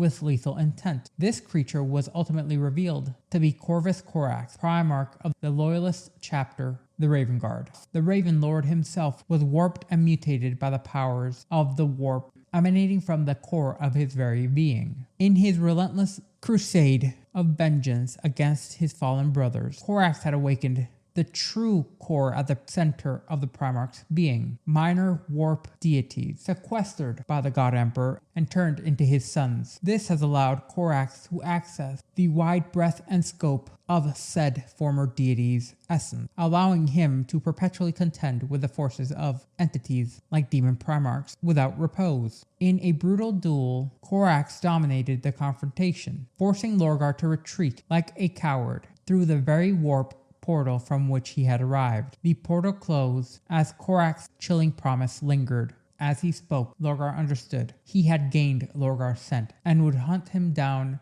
to kingdom come and trumpet sound, no matter where he fled. Yet these encounters, as fierce and personal as they were, only served as temporary distractions. The Word-Bearers' war against the Imperium remains a total and unconsuming, relentless, and unyielding affair. Their goal is absolute in their minds, hearts, and spirit, as they seek to destroy every symbol of the false emperor until they topple the corpse emperor from his life-sustaining golden throne, and the eventual liberation of humanity from the shackles of false faith. Only then do they believe that mankind will truly understand the truth of chaos. As the 41st millennium draws to a close and the era Indominus dawns amidst the birth of the Great Rift, it seems rumors have spoken that Lorgar has finally freed himself from his seclusion, as witnesses claim to have seen him walking amidst the mortal realms in a terrible splendor, leading vast, uncountable warbands of word-bearer hosts, preaching the dark gospels of chaos with a renewed zeal and an unshakable conviction. Alongside the Black Legion and the Death Guard, the word-bearers are amongst the rare traitor legions that did not shatter into competing warbands following the Horus Heresy. Instead, under the strict rule of the Dark Council of Sicarius, they have remained centralized, making it so that despite the fact that the word-bearers are not the most prolific of combatants within the legions, their numbers and their unity has allowed them to maintain a punch similar to that which they had during the Horus Heresy.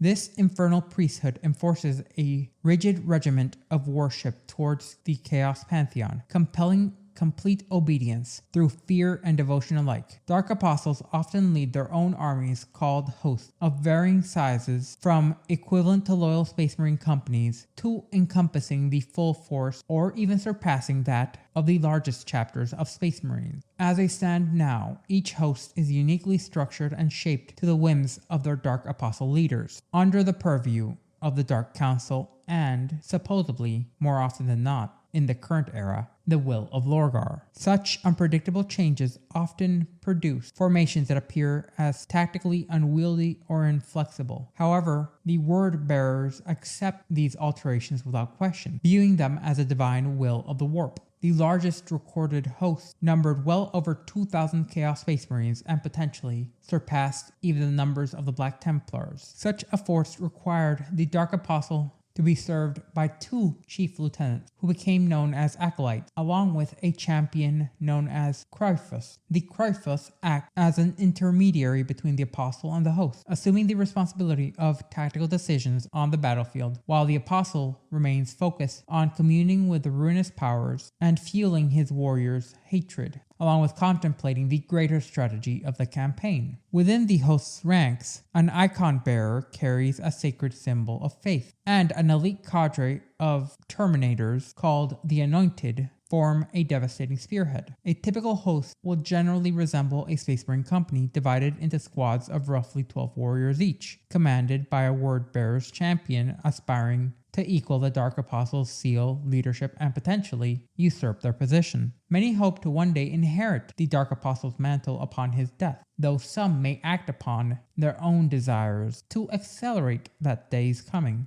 As the galaxy has now been torn asunder, the word-bearers endure the unrelenting tide of time and space. As priest warriors who are driven by a faith darker than any other, their mission remains unchanged across millennia: to tear down the lies of the false emperor and to illuminate the galaxy to the terrible truth of chaos. The question remains, how many more worlds will fall under their shadow before their relentless crusade finally meets its end?